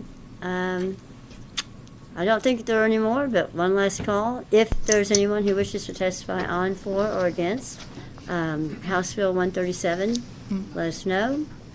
Oh, wait, Representative Swanson has a... Thank you, Madam Chairman. Question for the author that well, was... wait a minute. Wait, he's going to... Okay. Oh, do I do that afterwards? No, or no, do no. I do it He's before? coming back up to close, and then you can talk to him. I was just trying to figure out the right I'm trying time. to get... You got it. You tell me. Give me 1 second to Okay. say no more outside sorry. witnesses. Okay. And then, Chairman Dutton, come on down. Thank you. Yes. Thank you, Madam Chair. And I'll And be you happy got to a answer question. any. And before I answer any questions, let me say this to you. I am not married to any solution to this problem, but I do recognize, help this committee recognize that it is a problem. Nobody came up here argued against the fact that the people ought to decide who gets into elected office, particularly for a full term. How we do that, I leave it totally up to this committee. I am not married to this solution or any other solution for that matter, Madam Chair. But I do think it's a problem. And if you'd like, I will send you the hundreds of letters and emails I got about this problem so that you can understand why there are several people who recognize that the law simply doesn't fit the way they think it should when it comes to people deciding who ought to be their elected representatives. And so that's all I was trying to do with this bill, is to make sure that people had an opportunity to voice their opinion as opposed to a select group of people deciding that. I will tell you, I don't know about you all, but I can tell you if they had people selecting people to be state representatives, I would never have been one because nobody would have selected me. But the people would vote for me, and that's what got me here. And I'll be No, I happy to thought answer this any is very questions. intriguing. That's why I wanted to hear Yeah. it. And I think And there's a clerk Yeah, that and needs to be and it has fixed. some things in it that I think all of the people who got up and testified talked about little parts of it. But I think this committee ought to figure out a way in which to put their arms around it, their minds around it, and come up with a solution. Because you that can make your case to the people. That's right. You And make your case. what happens if you have a few precinct chairmen that are mad at you for whatever reason, and Yep. there you go. Perish the thought. Perish the thought, right. Okay, No one you're would right. be mad at Yes. Chairman Dutton And here. Rep. Swanson, now is the time. Okay. Thank you, I Madam Chairman. Didn't want to get Um, ahead of the. I received a text message from an official from a small county asking me, does your bill include a filing fee for anyone running for this special primary? We did not change anything in the law related to filing fees. That is still there. And so we provided only a solution in the one limited incident, again, where a person was on the ballot, solely on the ballot, and their name was the only one there, and they died before they got even to the general election. And what we were trying to do, Ms. Swanson, was simply say, we aren't going to let 75 people decide who represents 1.5 million people.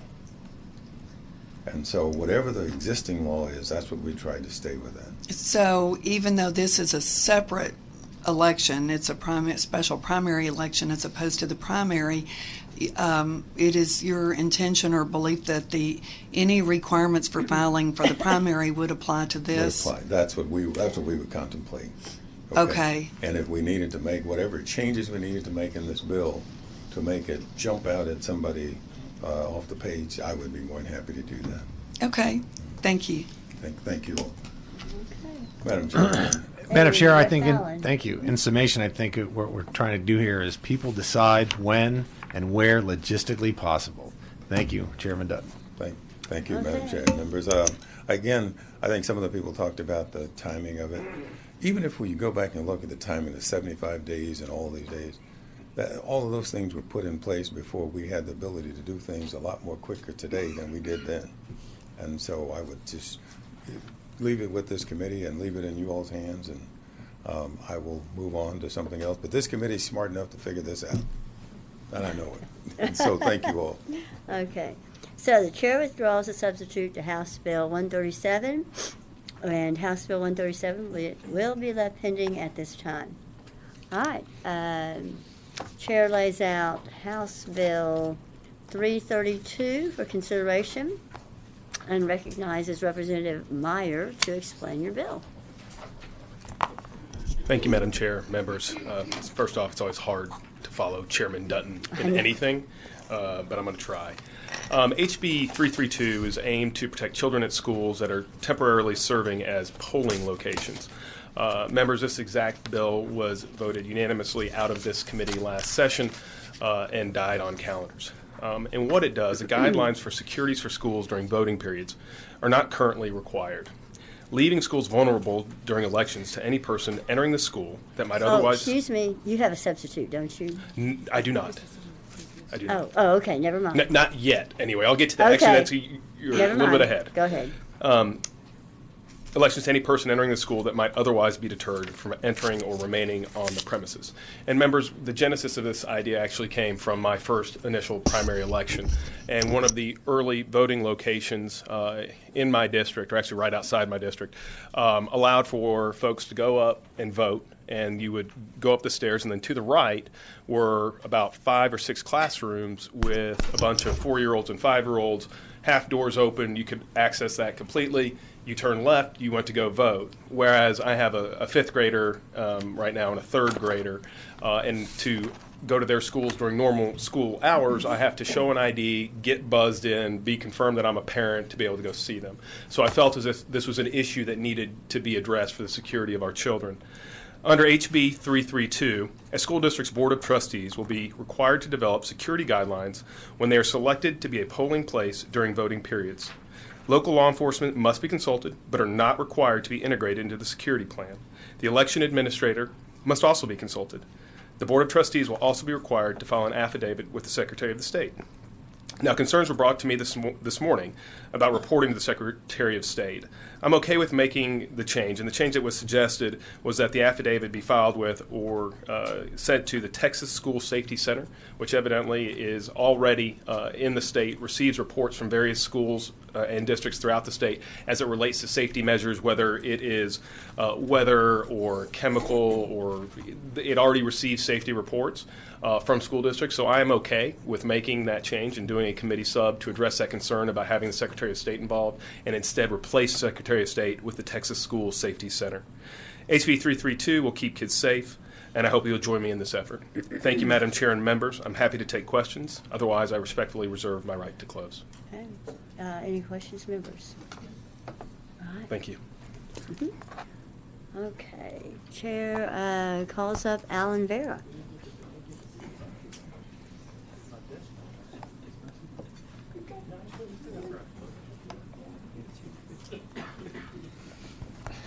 Alan Vera, Chairman, Harris County Republican Party Ballot Security Committee, testifying in support of HB 332. Taxpayer-funded public school buildings offer acceptable polling locations. Most are ADA compliant, are easily recognized from the street, and usually in operation during voting times, allowing infrastructure needed without incremental cost to the county or to the ISD. Over the last 4 years, there seems to be an organized campaign by some public school authorities to deny use of their facilities for elections. One could easily get the impression that the superintendents and principals believe that school buildings are their personal property and not the property of the taxpayers. When schools call to deny use of their facilities for elections, the excuse we've gotten most often in the last 4 years are that they are concerned about the security of the students during voting in their schools. This bill directly addresses the most common excuse, provides a common sense path to deal with it, but still makes it clear that schools must be available for voting under Section 43.031. The needs of the county clerks and elections administrators can be met, while the security of the students is fully protected by the action this bill requires of the boards of trustees. We urge you to send 332 to the full House. Any questions? Okay. Thank you. Thank you. Chair calls Glenn Maxey. Thank you, Madam Chair, members. Glenn Maxey with the Texas Democratic Party here in support of House Bill 332. The safety of our students and faculties and the orderly administration of elections should be our highest priority. This bill does it correctly in putting it back with the school safety folks and law enforcement and not with election officials. We also would put on the record that we strongly support us moving toward having schools have school holidays when elections occur so that there is adequate parking to actually have an election at that site, and we take out the safety concerns also. But we strongly support House Bill 332. Okay. And I just want to point out, I think the current bill, if I'm correct, does give the Secretary of State the authority, but I think the author was talking about changing it in a sub. We support that. Okay. All right. Any questions, members? Okay. Chair calls up George Hamlin.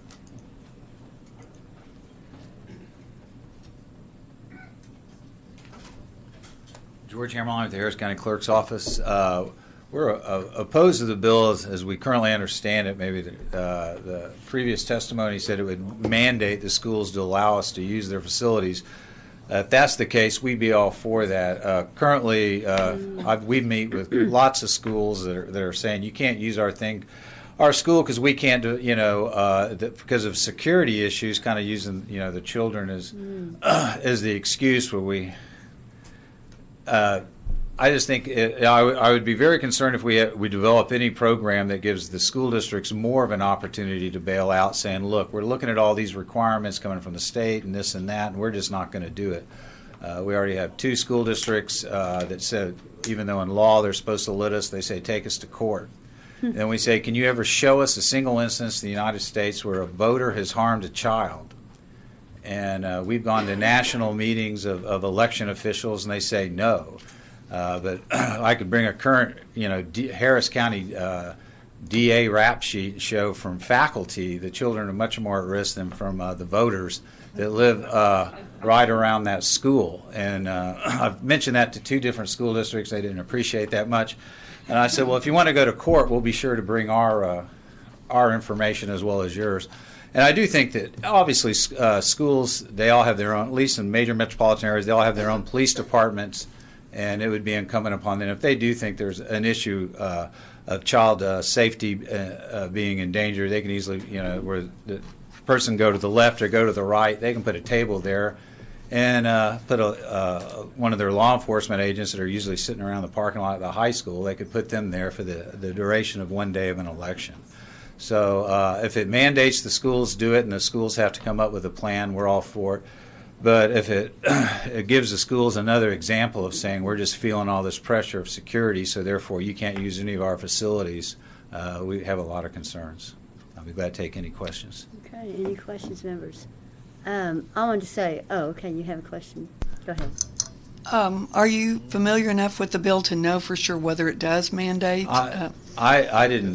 I didn't hear that in it, or I didn't recognize that when I read the bill. I just heard someone else say that, and if that's true, then at some point I'd like to check with the author on that. He'll be up. Yeah, I'm sure he'll get a chance to clarify. If I missed that, I will change to be honest. Well, things have changed. Lots of things have changed, and yes, we need security, but I agree with you. You don't want it to be an excuse not to hold the election. Right. I mean, what are we going to do? Stick it in garages or what? So. Yeah, we're already pushed out of 2 of our larger school districts. Yeah. And we say it's in state code, and they say take us to court. Oh dear. Okay. All right. Any other questions, members? All right. Thanks. Thanks, George. All right. Chair calls. Let's see. Okay, we have Secretary. Ruben Longoria.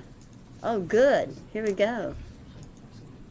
Texas Association of School Boards. Good afternoon, Madam Chair, members of the committee. My name is Ruben Longoria. I'm with the Texas Association of School Boards, and we're here to testify on House Bill 332.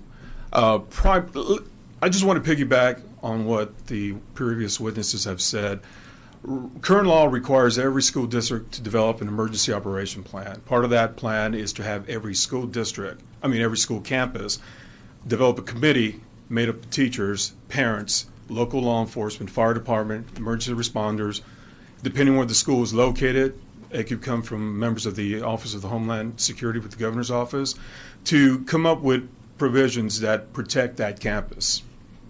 This bill would work perfectly under that plan. I think the Texas School Safety Center is more apt to review these safety plans since they know how school buildings are constructed. They also perform the audits on school district campuses, find deficiencies, require the districts to fix those deficiencies, and then the school district follows up by fixing them. So we think definitely fits a whole lot better with the School Safety Center. Everything's already in place for this bill to actually work. It's just making some tweaks to the law, and we definitely are in favor of working with Representative Meyer on this important piece of legislation. And I'm happy to answer any questions. You've heard concerns that the schools might use it as a reason not to hold the election. Yes, I did. How does that fly? Well, I know under election code, every public building is open to be used as an election, as a polling place. Public schools are definitely more ideal since a lot of them are already located in precincts. I'm not privy to those that have said no and take it as a court of any of those concerns. Nothing has been brought up that any dangers have come up. But primarily after everything happened in Sandy Hook, every school campus is on alert. And if they feel locally that there may be some problems, then they may decide not to have a polling election there. But again, I'm not privy to any such issues that have been brought up to my attention. Okay. Any questions, members? Okay. All right. Thank you. All right. And we have Secretary of State as a resource if y'all have any questions. Okay. Chair recognizes Representative Meyer to close. Thank you, Madam Chair, members. To specifically address that one issue, as I said, this bill was unanimously voted out of committee last session, and so we've heard these concerns before. And so Representative Swanson asked for that specific concern, and I am happy to even tweak the language more to make sure that this is not used as an excuse. It is not the intent of the bill, and nor will it be used as such. And so last session we included subsection E that says failure to comply with this section does not affect the requirement of the Board of Trustees to make a school facility available for use as a polling place under section 43.031 election code. So section E addresses that. I'm happy to work with any stakeholder to tighten that language to the extent we feel necessary, but that was what was proposed to us last session to address just that concern. Okay. Do you have any questions? All right. Okay. Great. With that, members, Madam Chair, I respectfully close. Thank you. House Bill 332 will be left pending at this time. So, thank you. Okay. And Chair lays out House Bill 944 for consideration and recognizes Representative Paul to explain your bill.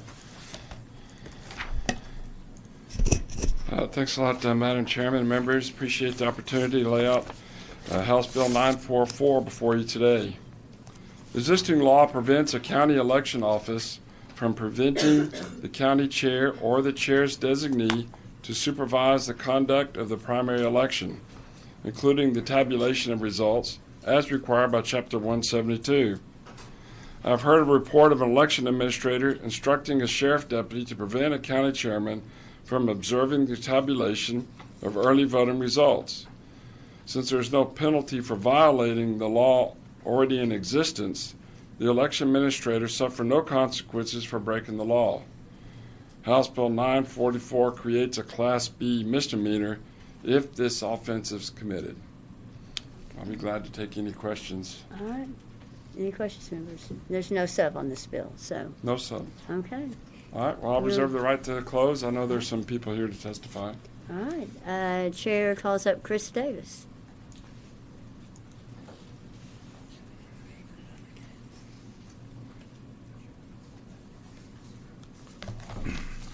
Madam Chair, Chris Davis, committee members, Chris Davis, Texas Association of Administrators, testifying against House Bill 944.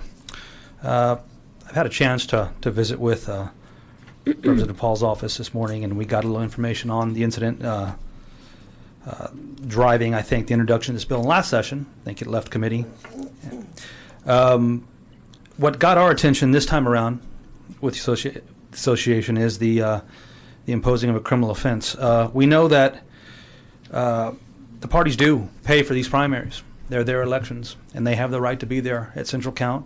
They have the right to be there at tabulation, and we do not condone if indeed county chair, the chair's designee, was prevented from entering the place.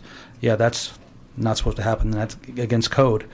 But we feel that that's a civil violation, and we feel that that could, with contracts that are tied into the election code, that may be a contractual violation, but not necessarily a criminal violation. And if it is deemed a criminal violation by passage of this bill, the vagueness of supervision, and we know that that directly ties into other language in the code, talking about a chair being able to supervise the conduct of an election.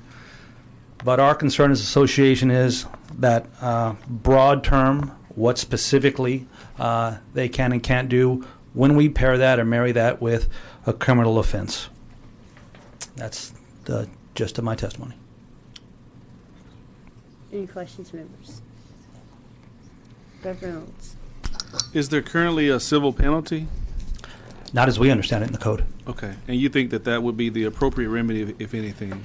If their contracts, now, Representative Reynolds, I know contracts can be drawn up with parties, and they are drawn up, at least in my counties, and we tie in specific provisions to the code, and we do outline what chairs and the principles of the contract can do. I expect there are remedies if there are one party or the other deems there are violations in that contract. Okay, you just think it goes too far, creating a criminal penalty with paired with this language of supervision of the election.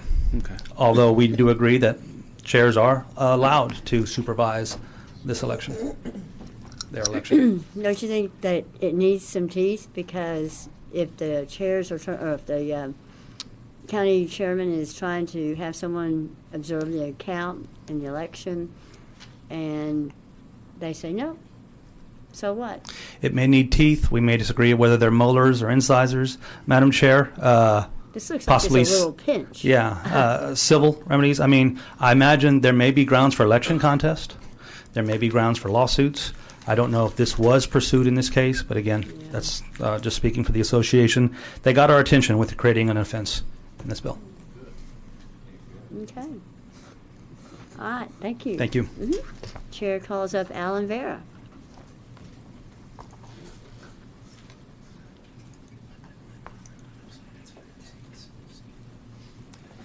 Alan Vera, Chairman, Harris County Republican Party Ballot Security Committee, testifying in support of HB 944, preventing a county party chair or designee from supervising all aspects of a primary election is simply unacceptable and should not be tolerated.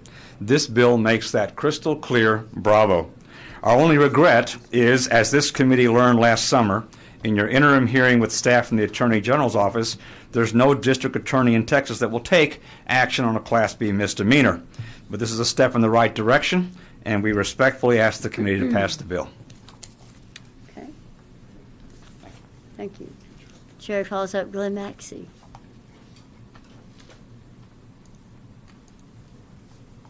Thank you, Madam Chair and members. Glenn Maxey, the Texas Democratic Party. We're here in support of House Bill 944 for the reasons laid out by the author. Thank you. Okay. Thank you. Chair calls up Tom Glass. Thank you. My name is Tom Glass. I'm representing myself, and I'm testifying in favor of this bill, House Bill 944. I'm testifying today because I have several bits of experience in poll watching. I've been trained as and served as a poll watcher with the Republican Party, and as of late, I am the Election Integrity Committee Chair for the Libertarian Party of Texas, and in that capacity, I developed curriculum and taught people around the state on how to do poll watching, especially for Central Count. And also I served as a poll watcher of Central Count in Harris County in the most recent general election. And so I have some experience here. For the first thing that I wanted to point out is that under our current law for poll watching in the statute, Chapter 33, we already have a Class A misdemeanor higher than a Class B that we have for obstructing, unlawfully obstructing officially designated poll watchers from watching any aspect of the election that they need to do. And in fact, in my experience in Harris County this last time, it was very useful to me. What happened is we were watching Central Count, which had never been done, at least in recent history, in Harris County, because we wanted to watch the conduct of the electronic counting of the ballots. And that had not been done. And the person that was kind of given us the job of ushering us in was a member of the ballot board. I think it's early voting ballot board. But they were assigned to kind of usher us in and get us situated. And one of the things they told us is you need to sit right over here, even though the computer, which was what we needed to watch, was over here. And I said, I'm very happy to follow the law, and I'm very happy to be respectful of the people doing this job, but I need to read you something. And I read them the criminal statute about unlawfully obstructing watchers to the person that was giving these instructions. And when they heard that, they said, okay. And also other parts of election, the poll watcher law in Chapter 33. And once they heard what the law was and that there was a criminal penalty for obstructing us, they were very happy to allow us to do our job, and it worked out very well. The Harris County staff was very professional. We got to, in the county clerk's office, and we were respectful of them, and they were respectful of us. So I think criminal penalties and being very clear about that, especially at this level, this is lower than what it is for watchers, is the right thing to do in this situation. Thank you. Okay. Any questions, members? Yes. All right. Thank you. Thank you. Chair calls up Laura Presley.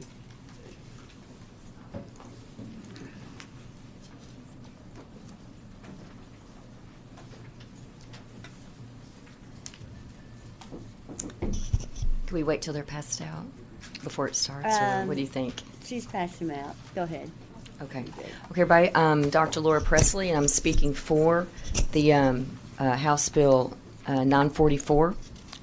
And I want to reiterate what Tom Glass just said. I also have trained 18 counties in the state of Texas on poll watching at the tabulation at the main computers. And if you will look on page, let's go to page 6.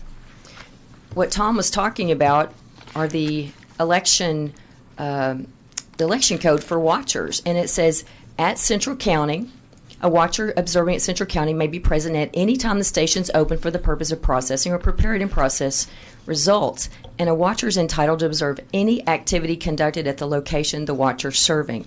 And the watcher is entitled to sit or stand conveniently near the election officers conducting the observed activity, which means tabulation at the main computer on Election Day. So we trained up 18 counties across the state to watch the tabulation. Some were appointed by their county chairs, and some were appointed by candidates. And I think, Representative Laubenberg, you had someone in Collin County monitoring the main computer. You assigned, I think, Barbara Harless. Oh. Yes, you did. Yes, and so, interesting, out of the 18 counties that we trained up watchers, 14 allowed the poll watchers to be at the main computer, and 4 did not. The 4 counties that would not allow poll watchers to the main computer and monitor, as were happening in the other 14 counties. Again, we have an issue on consistency across the state. Dallas County, Bexar County, Travis County, Galveston would not allow poll watchers to monitor the tabulation. And in at least in 2 of those counties out of the 4, it was county chairs that had appointed the watchers. And it is a Class A misdemeanor. And today, nobody's being prosecuted. I would make the proposition that we should make this a felony, so that somebody does get prosecuted. This is a big deal. And on page 7 and page 8, I have outlined, and you can look at this later, the process and why it's important to watch those tally computers at the main computer, at the main counting office, because these memory cards that are used to tabulate votes can be altered and can be corrupted.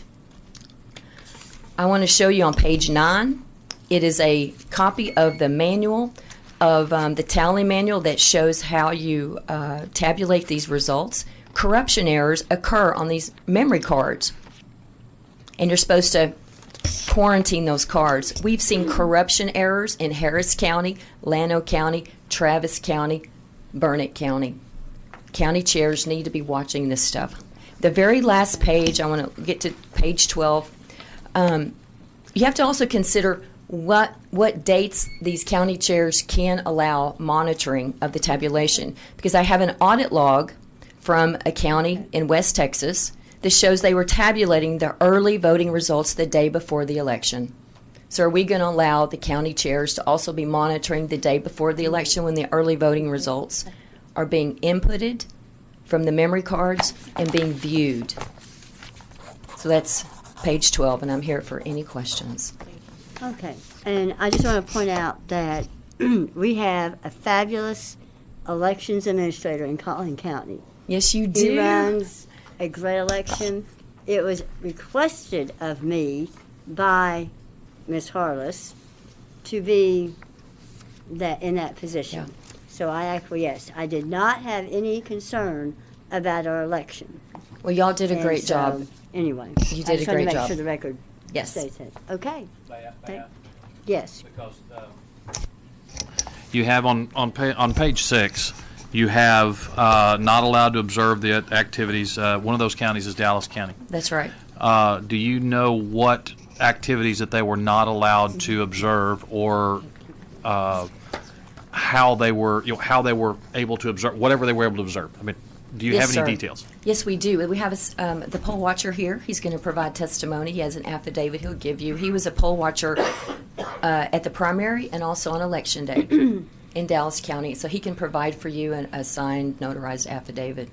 And his experiences were different than, I'm going to give an example of Collin County.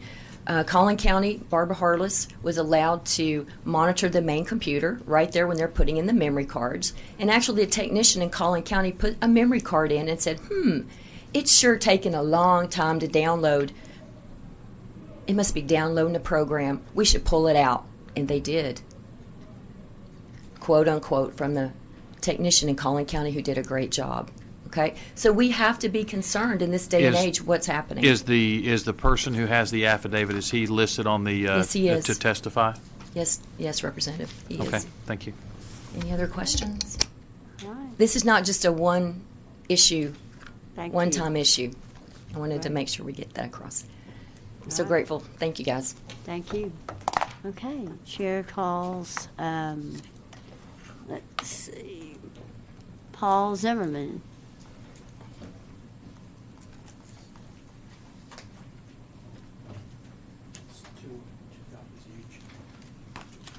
Hello, my name's Paul Zimmerman. I'm from Dallas County.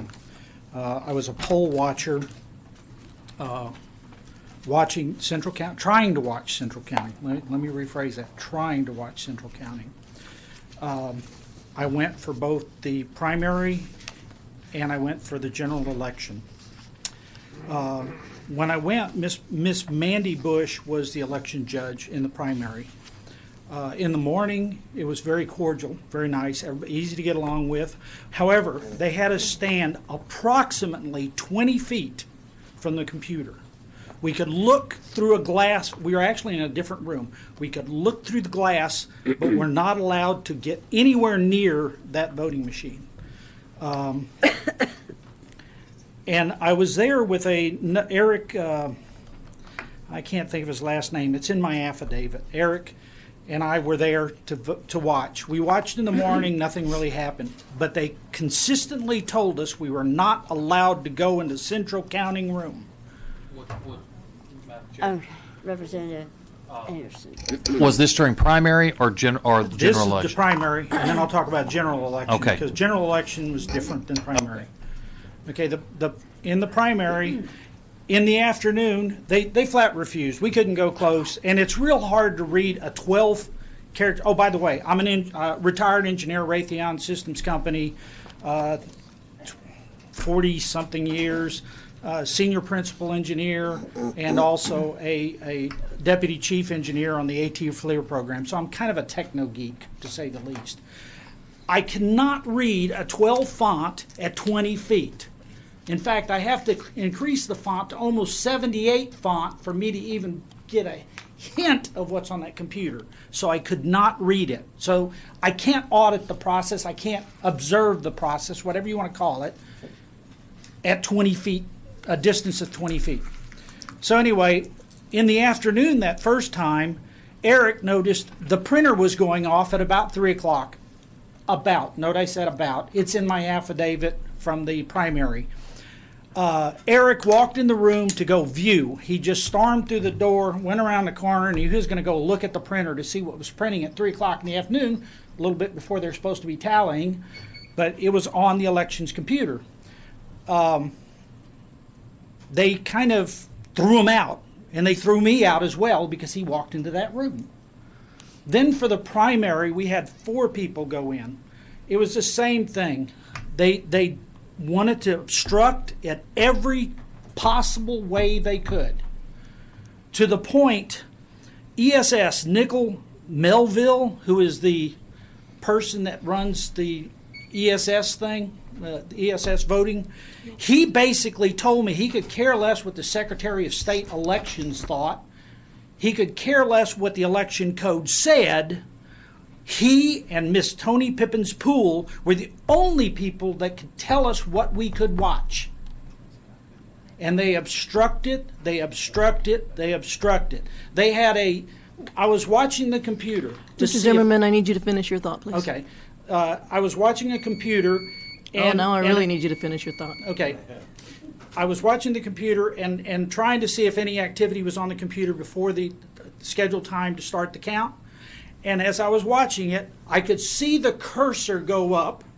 Nobody sitting at the keyboard, nobody sitting at the mouse for the elections computer, but somehow the elections computer was being manipulated. As I saw it go up, I moved across the room and I tried to watch. As I watched, 3 people stood up in front of me to obstruct my view of the computer. Right. So they do obstruct, and I am complete support of I agree it should be a felony. All right. Thank you for that. Representative Anderson. Real quick, were you appointed by I was appointed. Were you appointed by the county chairman or by a candidate? I was appointed by a candidate. Okay. And the candidate is a justice of the peace, precinct 2, place 1, Brian Hutchinson. Okay, and y'all, he is the judge now. and y'all were trying to monitor the election. tabulation Yes. on his election and his election only for both the primary and the general election. Yes. Okay. All right. Thank you. That's what I need to know. Okay. Thank you. Any more questions of Any other Mr. questions? Zimmerman? Thank you, Mr. And Zimmerman. I apologize, get very nervous in front of crowds. That's okay. You did a good job. I have Abby Delosier. Abby Delosier is not here. I have James Keller. Are you here? Mr. Keller? Good afternoon. Please identify yourself and your position on the bill, please. Yes. My name is James Keller. I'm a resident of Hayes County. I am a member of the Libertarian Party of Texas Election Integrity Committee. Okay. Although I'm here speaking for myself. I hold 5 U.S. patents for mostly imaging-related technology and have another patent applied for, pending review, for a ballot tabulation device. I'm here generally in support of HB 944. Well, there's no generally option. Are you either Okay, for I'm in it or support against it or on it? I'm in support of 944. We all would love that luxury. That doesn't happen. I will exhort the committee to Shall we say it's consider. fair to say you're on the bill and you have thoughts about the bill? I have thoughts about the bill. All right. Okay. Then we have you listed as for the bill right now. Would you like to be registered as supportive of this piece I think of I'll be legislation? in support of the bill. Okay, I'll be thank in you. support of the bill. I won't interrupt you anymore. Keep going. Thank you for the clarification. Okay, while this bill addresses the right of county chair and their appointees to supervise a central tabulation and assure the uniformity with which this right is protected across the state, I'd like to build on Tom Glass's observation that there is an asymmetry with regard to poll watchers versus this new classification of these supervisors, and I think that the stronger penalty would be appropriate in this case, and I would like to also, in other words, a Class A misdemeanor. So I would also like to point out that the recording of the tabulation, in other words, if as an observer or a person in that room, if you photograph or videotape or otherwise record the process of the tabulation of the votes, I believe that it is a felony in the state of Texas. And I'd like to point out that such recording, and especially in light of the testimony that Mr. Zimmerman just gave us, which, you know, if he could have photographed, if someone could have photographed those three people stepping in a way to block the view, or otherwise directly impeding the witness, that becomes evidence of obstruction. And the state law is really severe against anyone who wants to collect evidence against the obstruction of these poll watchers or the election supervisors.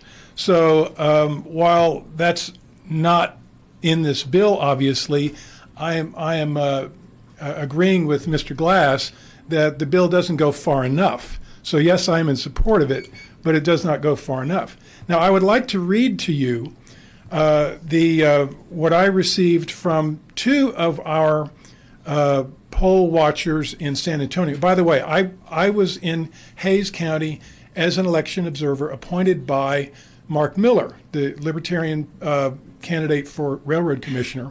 And while I was there, we were treated like kings. We pulled up a chair right behind the guy who was operating the computer.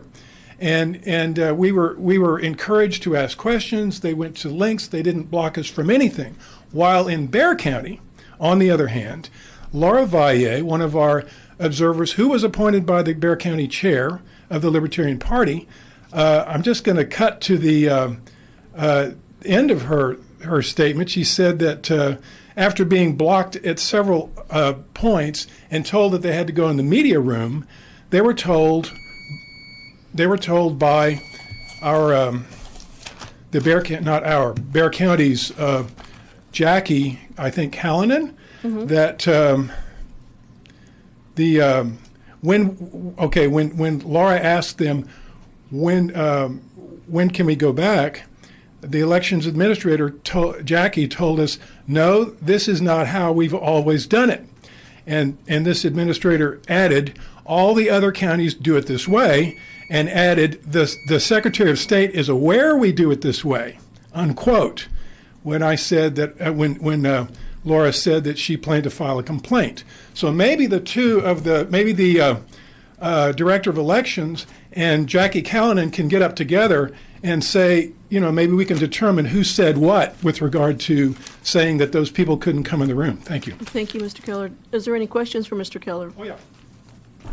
All right. Thank you very much for your testimony. Yeah. Appreciate it very much. The chair calls up Bill Fairbrother.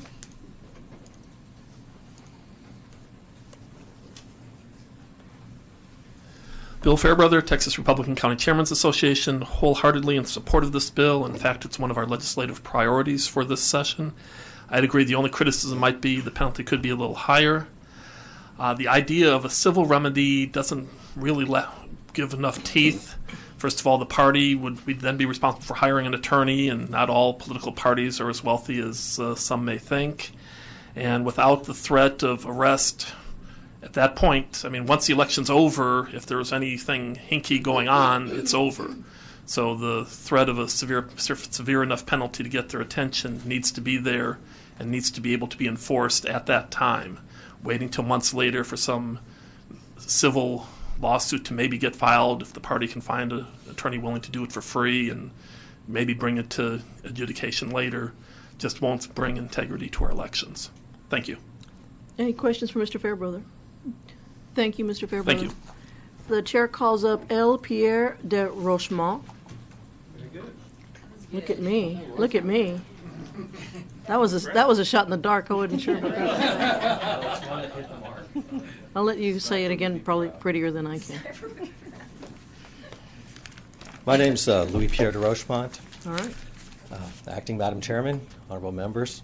In 2016, I Before was... do you like the bill, or are you for yes, it? Yes, I'm You support testifying the in bill. support of the bill. Okay, and you're testifying on behalf of yourself as an individual? On behalf of myself. Okay, thank you. In 2016, I was appointed as a poll watcher, official poll watcher, designated to watch the tally computer, and specifically to look for corruption errors that pop up on the screen. Corruption errors, when you're reading a mobile ballot box, is akin to a broken seal, because it means that the encryption has, in some way, could have been tampered with. Protocol calls for these mobile ballot boxes to be quarantined for forensic analysis later. I never observed that happen, even though I did see multiple corruption errors occur. During the primaries, I was Super Tuesday. I was the official poll watcher for a state house rep. And on the general election, it rose to the level where the county chairman in Travis County, James Dickey, appointed me. On the Super Tuesday, at a critical juncture, I was directed away from the boss room. It was, I guess, a simple sleight of hand. I was told, we're not going to be doing early voting counting for another 2 hours. Go take lunch right now. I come back 25 minutes later. I had just missed the early voting count. And then on the general election, more specifically, I was directed away from the boss room. And again, I was told it's going to be for 2 hours. I went and waited in the lobby. I came back 25 minutes, and I found that the boss room had been accessed by a representative of Hart Intercivic.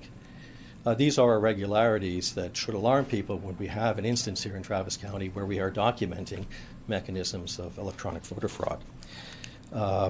So I documented multiple instances. You'll see that in the affidavits I've handed to you.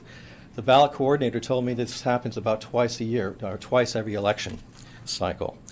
In the boss room, I saw multiple mobile ballot boxes that were strewn around the room. Any one of them could have been used to tamper. I'm not saying that did happen, but it's irregular to see that happen. But the thing that motivates me the most to stand up on this issue is on Super Tuesday, I witnessed a constable object to a mobile ballot box that arrived at 11 p.m. because he had already counted that precinct.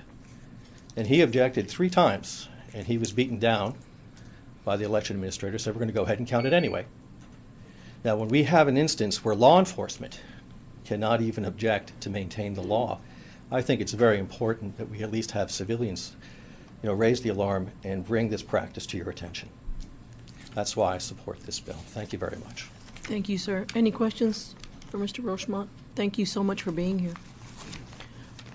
I think that's all the witnesses on this bill. Okay. We do have Secretary of State's office here if anybody has any questions for a resource. All right. Then I will call Representative Paul up to, I'm sorry, we have a, hang on, Representative Paul, we have one more. I'm sorry, did I overlook? Oh, it's supposed to be on the list. I didn't make the list. Not that you didn't make it.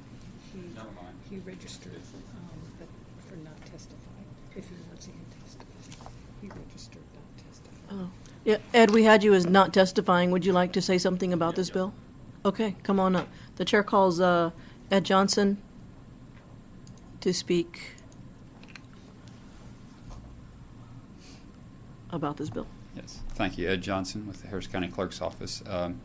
Yeah, just a reminder that this bill is just about the primary election, where the parties are actually running this election and then being able to supervise their election.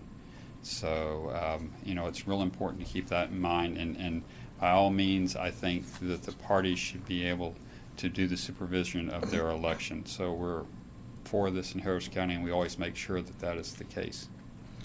All right. So, Mr. Johnson, just to clarify, you are for the bill? We are for the bill. Okay. Any questions for Mr. Johnson? Thank you for being here. All right. Thank you. And testifying. I guess that's it right now, Catherine? All right. Representative Paul, if you want to come up and close. Yeah, thanks a lot. And I just wanted to remind a little bit of the incident of a friend of mine. Again, she was a county chair watching a Republican count and was escorted out by police officers in violation of the state law that says that you could do it. When she commented about it, she was told there was nothing they could do because there was no criminal offense for violating state law. So that we decided to work on this bill. Last session, we did vote it out unanimously out of this committee. Several of y'all were on that committee last time, voted for it. And also we voted it very close to unanimously out of the House last session and passed it out of the House. In the Senate, it just kind of died in the Senate due to time constraints. We feel a lot better about its chances this time, so hopefully we ask that y'all will support it again and pass it out. One last thing, the gentleman that voted or testified against the bill was objecting to the word language that we had of supervising the conduct of the election. The reason we have that supervising in it, because that's a direct copy of the language that's currently in state law that says that these cannot be, that you can't stop them from viewing it, where they use that exact word, supervising it to do it. So, and again, we think a criminal offense is required for this. So appreciate y'all time. I'd be glad to answer any other questions. Any questions from Representative Paul? All right, Mr. Paul, thank you so much. Thanks for a lot. being here. Appreciate it. Close my bill. Thank you. All right. The chair will leave House Bill 944 pending at this time. The chair calls up Representative Cortez to introduce House Bill 1414.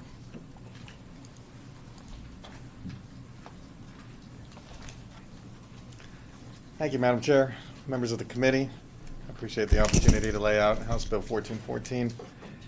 The 83rd Legislature approved a pilot program allowing deployed military personnel to cast early votes electronically in Bexar County. The intention of the bill was to streamline the process of voting for active duty military service members in combat zones, guaranteeing their right to vote. While overseas, service members experience difficulty accessing resources that traditionally are required for voting. Currently, an overseas service member has to request a ballot, wait for it to be sent to them, then return the marked ballot all by mail. The pilot program allows voters to print election documents, scan them, and then email the documents to the county's elections department. The Texas Secretary of State's office has observed that while certain parties had expressed security concerns prior to enacting the program, there were no issues during the execution. As many of you know, I was deployed last year to the Middle East, and I did also vote in the primary runoff election. And other members that were serving with me remarked how impressed they were that Texas was so aggressive to ensure that myself and other members from Texas had this ability to vote overseas, even electronically, for me being from Bexar County. So I've seen the effects of this legislation and of this current pilot program, and that's why I'm here to ask that we extend this program and remove the sunset, because currently the program is set to expire in September of this year. And so HB 1414 extends the pilot program by repealing the sunset provision. Under the expanded program, the Secretary of State will select all counties that choose to participate and are capable via technology. HB 1414 will guarantee the right to vote for our soldiers, sailors, airmen, and Marines who are fighting for that very right every day. Thank you, Madam Chair and members, for allowing me to lay out this bill, and I reserve the right to close. Thank you. Any questions for Representative Cortez at this time? All right. Thank you. The chair calls up Alan Vera.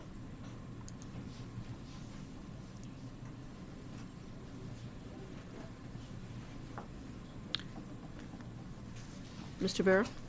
Alan Vera, Chairman, Harris County Republican Party Ballot Security Committee, testifying on HB 1414. We would support an extension of the current program, pilot, beyond the September 1st, 2017 expiration date, but this bill does more than that. This bill expands it beyond the existing scope of the pilot program. We think it's unnecessary and creates some uncertainty not built into the pilot provision. The Secretary of State's Election Division clearly knows which Texas counties have military bases, and they have a good feel for the overlap of those counties and the voter registration addresses, that military home of record addresses of the servicemen and women who might be deployed for any given election. Barring evidence from the Elections Division that a high percentage of Texas registered military voters have a voter registration address in a Texas county without a military base, the expansion proposed in this bill seems unnecessary. Again, we would not oppose an extension of the pilot program, but not an expansion. Remember that to qualify for the program, the deployed personnel must be a member of the Armed Services of the United States on active duty overseas and eligible for hostile fire pay. If these brave men and women are registered to vote in Texas, we're pretty sure the overwhelming majority of them are registered in counties of their home bases. With your patience, a quick personal anecdote relevant to the topic. My wife serves on the early voting ballot board in Harris County. We went through tens of thousands of mail ballots in the November 2016 election. Ironically, on election night, the last mail ballot she checked for signatures just before 7 p.m. was from our son, U.S. Air Force Tech Sergeant Adam Vera in Afghanistan, drawing hostile fire pay. His mail ballot made it on time. In summary, we would support extension of the pilot program with counties handpicked by the Elections Division of the Secretary of State. We think that's effective and efficient. We oppose opening the program to all counties and creating more cost and complexity for an unknown benefit. As we understand it, there has not been extensive participation of the program by our military. We respectfully request the committee not pass Bill HB 1414 as currently worded. Any questions? Any questions? Thank you, Mr. Vera. Thank you. The chair calls up Glenn Maxey. Glenn Maxey, the Texas Democratic Party, registering here in support of House Bill 1414 for the reasons laid out by the author. Any questions of the Honorable Glenn Maxey? Thank you. Thank you. Let's see. Who else do we have? The chair calls Morgan Little. Mr. Little.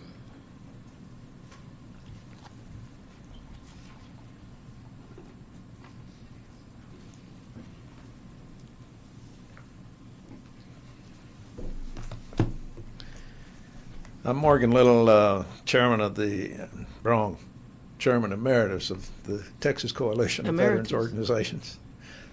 Did that for 6 years. It's somebody else's turn. That means you're not off the hook, I would imagine. Not quite. That means you're still Getting close. Are you for or against this bill? I am clearly for this bill. It's a logical extension. We, the coalition, honestly believe that this has got to spread to 254 counties. We all know that, and I'm sure you folks know that are on the committee, that there are 32 counties in this state that represent 75% of the population. The other counties are apt to have active duty reserve members living there, and let us not forget that reservists are part of this problem. And that's one of the reasons that Texas law was written to include anyone who is outside their county of residence. Feature someone, a National Guardsman that had been mobilized to Fort Bliss trying to get back to Texarkana to tend to his electric and vote on it, and let's make it as easy as we can.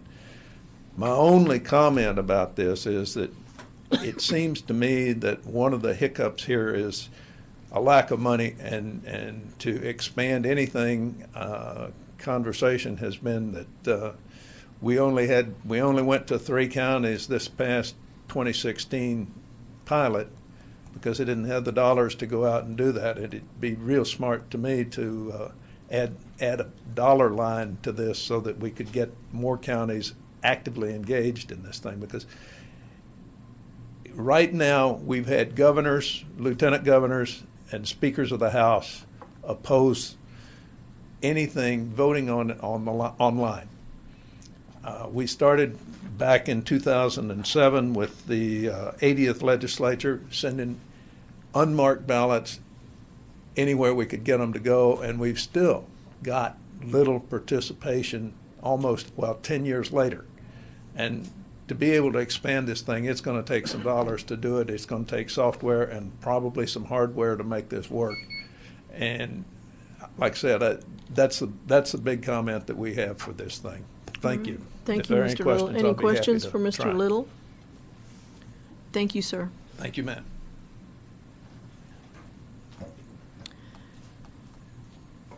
Let's see. Lots of folks registered for and do not wish to testify. But the chair does call up Bill Fairbrother, who did have something to say about this bill.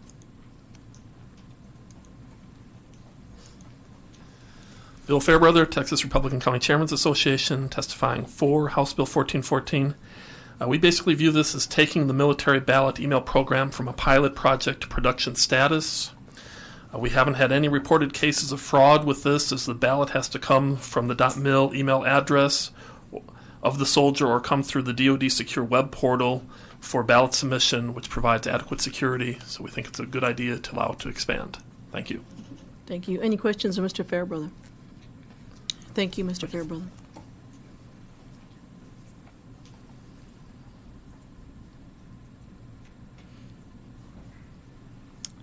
The chair calls Jacqueline Callanan.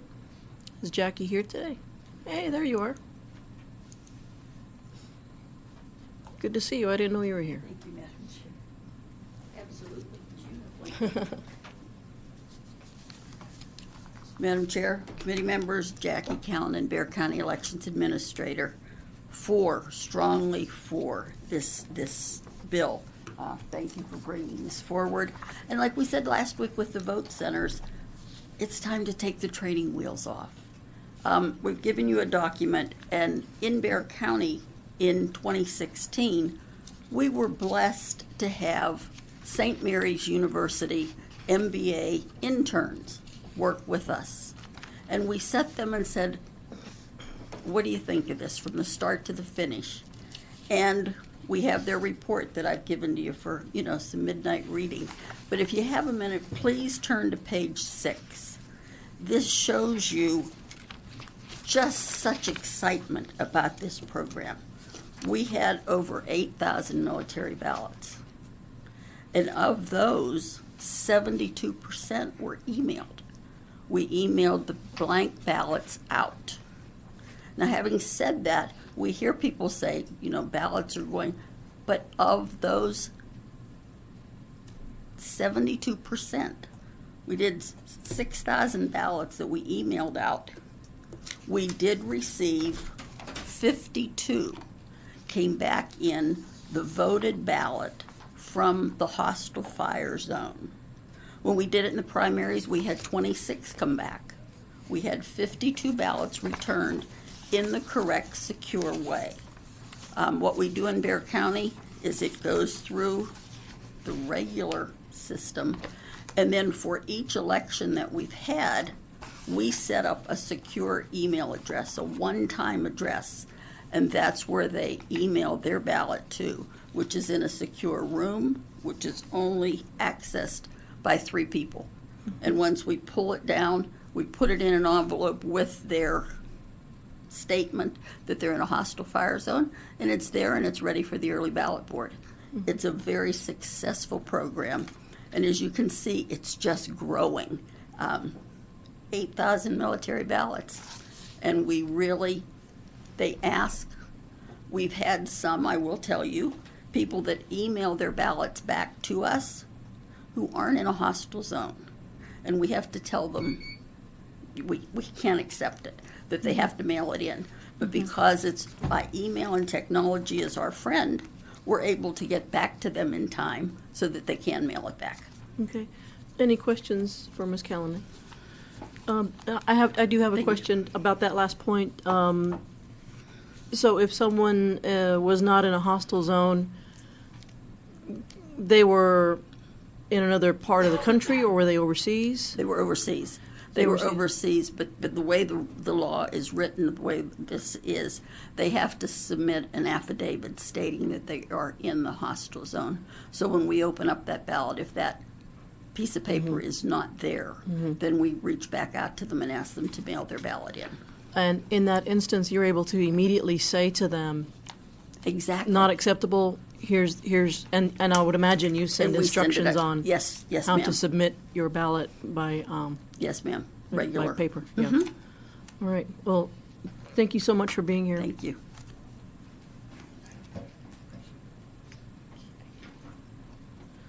All right. I think that's all the witnesses. Does anybody have any questions of how, from the Secretary of State's office, of how this has been working or might work in the future? All right. Representative Cortez, I guess we can call you back up to close. Any questions of Representative Cortez? Just a comment. Representative Cortez, I'm glad that you brought this bill. I think it's always important that we look out for our soldiers when they're abroad and making sure that they're not disenfranchised. So thank you for your service as well. Thank you, Representative Reynolds. All right. You have any other closing remarks for No, us? I don't, Madam Chair, I don't, and thank you to the members for allowing me to lay out this bill, and with that, I close. Okay. All right, Representative Garcia, the chair will leave House Bill 1414 pending at this time, and we'll move on to the Right Honorable Representative Schofield, who has House Bill 1151, and I understand you have a substitute on that bill. That is correct, Madam Chair. All right. Yeah, we have 2. So if you have a substitute, would ask Representative Reynolds to lay that out and help you with that. And if you'll explain it to us, please. I will, although Representative Reynolds actually wants to lay it out. This is a bill that solves a small problem that we've been having, which is largely the fact that the U.S. Postal Service has not prioritized the delivery of our ballots in our elections. You're going to hear from a witness in a moment, but in Harris County, it is common, in fact, I think it happens basically every election, that when we go there at 7 o'clock, which is the deadline for us to have our ballots, they'll either tell us they don't have any or they'll give us what batch we have. They go back a couple of hours later, and there are dozens or even a couple hundred more that they just didn't bother to get to the front in time for them to count. This bill would say that rather than the current deadline of the close of election at 7 o'clock, any ballot that is received from the post office by 5 o'clock the next day can count. As I know all of you remember from having heard things prior, for military overseas ballots, we allow them to come in 5 days later. This bill basically deals with our elderly voters within our county. So the people who are being disenfranchised, who this bill tries to protect, are the elderly in our county who mail in their ballot on time and have it sort of held up within the building of the post office in their area. So this is not a major bill. This is not we're not talking about ballots coming in from France. We're talking about ballots coming in from down the street that aren't getting counted because the post office doesn't rush them up to the front. The committee sub changes one section, which is the very last section of the bill, kept the current law basically in place. The current law has been that if the envelope does not bear a postmark, then it's presumed to be timely if all the other requirements are met. We had some people concerned about that, and they said that if you're going to allow something even a minute after the poll close, it ought to be postmarked on time. So the committee sub says the ballot must be postmarked on time. I believe there are some witnesses, and so, Madam Chair, unless there are any questions, I would reserve the right to close. Okay. Any questions, members? All right. Thank you. Chair calls Chris Davis.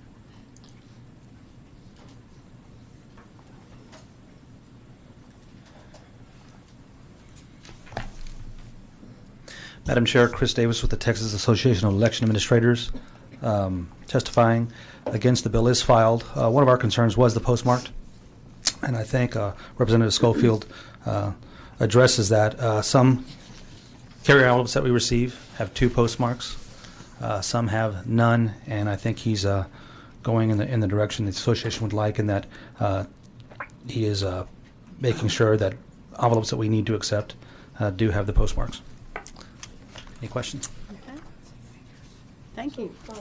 Vice Chair Israel. Just to clarify, so you liked the bill as substituted, or you do not? We like it more than the original bill filed. We are against the bill as filed. We hadn't seen a substitute when we visited Schofield's office, Representative Schofield's office this morning.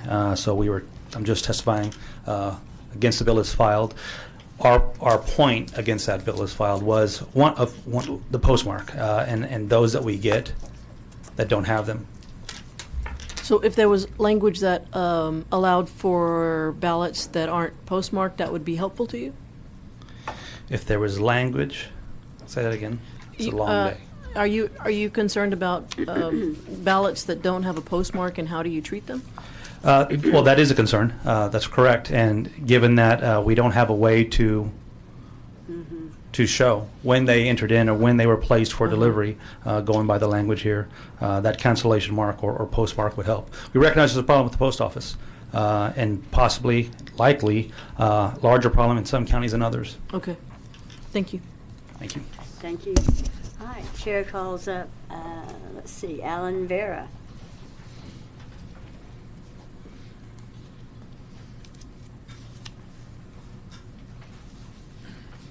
Alan Vera, Chairman, Harris County Republican Party Ballot Security Committee, in support of HB 1151. The bill addresses a very real problem through a reasonable adjustment in the code, with a third-party postmark now in the substitute as the key determining factor. Unfortunately, the USPS is not as keenly interested in our elections as most of us are. And a few years ago, in Harris County, a number of mail ballots had arrived at the downtown post office well before the close of polls on Election Day. However, the close of polls on Election Day also coincides with the time that most postal workers are leaving the day, so the mail ballots were not delivered, period. Only a few blocks away, they were left in the post office. The county clerk has taken the initiative to address the issue by placing one of his employees inside the main post office on Election Day to personally see to it that any mail ballots located there are delivered to the clerk's office before the deadline under the current code. This bill uses the postmark data or equivalent, as well as the actual timely delivery by the following day, in a measurable and meaningful way. It prevents any repetition of the problem I just mentioned. It's a minimal adjustment to the code to head off a potentially serious problem of voter disenfranchisement by an organization that doesn't see itself responsible for protecting voter rights. We respectfully ask the committee pass this bill on. Questions? Okay. Thank you. Thank you. All right. Chair calls up Lynn Maxey. Madam Chairman, Glenn Maxey, Texas Democratic Party, here in support of House Bill 1151. Just shows what good heart surgery can do, that I can actually be for a Mike Schofield bill. Are you sure you're still out of anesthesia? I am for Representative Schofield's bill. Problem, anecdotally, I've heard this all over the state, of postal workers or the mechanical processing of postal ballots that are in the post office but not being put in the mailbox until after 7 p.m. So this would solve that problem, and we strongly support it. Okay. Thank you. All right, Chair calls up George Hamlin. Wonders are never ceasing. George Hermine, Harris County Clerk's Office, and we'd like to commend Mr. Maxey on his hard work. Evidently, is doing wonders for him. We're for the bill as well. We think it's a great bill. Actually, in the Harris County Clerk's Office 2012, we got 359 ballots the following day. 2014, 279. We got to the point where we complained through congressional offices, had a meeting with the head of the Texas Post Office. He came to Harris County. He said, look, we can only guarantee inter-Harris County mail delivery in 5 days. So he admitted, it takes 5 days to get across the county. If it's from the county next door, he said we only guarantee 9 days. We've tried a pretty aggressive campaign to try to work with people that receive mail, saying, as soon as you get this, fill it out and mail it back, because if you wait close to the deadline, we just don't get it.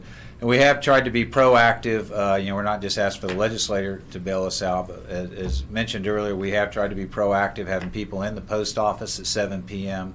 and walk up there and say, hey, do you have any mail for us? We want to count it tonight. So we'd appreciate any assistance you can give us. And it also was mentioned earlier, this has no impact on any of the election timetables. We wait 5 days for military, 6 days for ID cure. So the ballot board has plenty of time to deal with this. And I'll be glad to answer any questions. Okay, Thank you. Chair calls up Bill Fairbrother.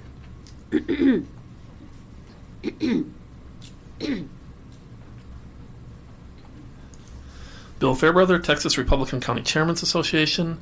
When it was time for me to register, we had not seen the substitute. I'd like to change my stance to now support the bill, if that's possible. Yes. Okay. Yeah, we now like the bill. We would love it. We don't know offhand, do postal cancellations come with a timestamp? If they don't, if they do, and the timestamp, before close of polls is perfect. If they don't include a timestamp, we'd love it if we could move it to the day before the election. But as currently presented, we like it, so we will support it. That once issue being resolved, we can end up loving the bill, but we do support it. Okay. Yeah. All right. Great. And you can visit with the author on that. All right. Any questions? Thank you. Mm-hmm. Chair calls up John Oldham.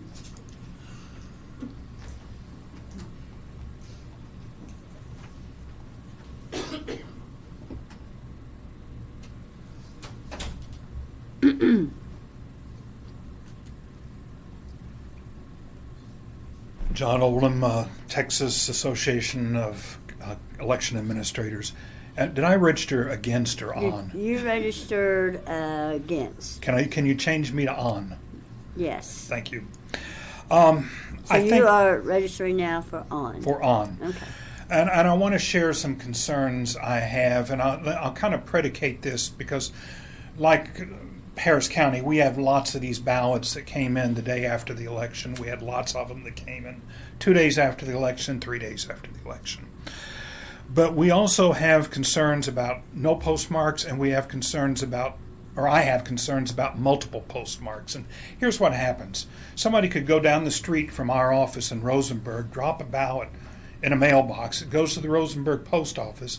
They cancel it, but they don't have a date on the cancellation. It then goes to North Harris Sort Center, then comes back to, and they cancel it, comes back to Rosenberg or Richmond. They cancel it and deliver it to us. Now, there's no doubt in my mind that probably that Rosenberg cancellation was prior to the deadline, but the only one that's legible, because they throw them on top of one another, is the last one. And we kind of saw this happen in last November in the deadline for registration, because unfortunately, I know this, what happened, the deadline for registration was extended by one day because the deadline fell on a holiday, being a Monday. But what happened was all kinds of people, and we had about 300 of these that were late. I know they had to have been dropped in a mailbox on Sunday, which was the deadline, before the deadline, but because Monday was a holiday, the post office didn't pick them up until Tuesday. They didn't pick them up till the end of the day, so they didn't get canceled till Wednesday. And so we had about 300 people who probably made the deadline to register, but we could not allow them to register because of the postmark. If we were going to do this, I would be, but now we're talking about ballots, and we're talking about close contests. And if we have a 1-vote race or a 2-vote race, there's ballots that we reject because of an illegible postmark, now do we wind up in court all the time over these things? Personally, I would much prefer just to say we take them all that come in on the day after the election, rather than worry about any postmarks. I'm sure I'm in a minority on that, but I just worry that we were opening the door to litigation on a lot of the contests because of trying to determine postmarks, and it's a shame. I mean, we mailed a ballot to somebody 3 blocks from our office last November, and after 4 weeks we sent them another one because it didn't make it. Well, they finally got it, but it was 4 weeks to get that ballot 3 blocks. And the postal system is, I have a brother-in-law who's a postman, and he's in New York, but trudging through the snow. But still, these folks just do an absolutely terrible job when it comes to election mail. There's no doubt about it. And but I don't know that this. I understand what you want to do, and I sympathize with that, but I worry about postmarks. Because we see on most every piece of mail 3 postmarks. Pretty certain your ballot just got lost.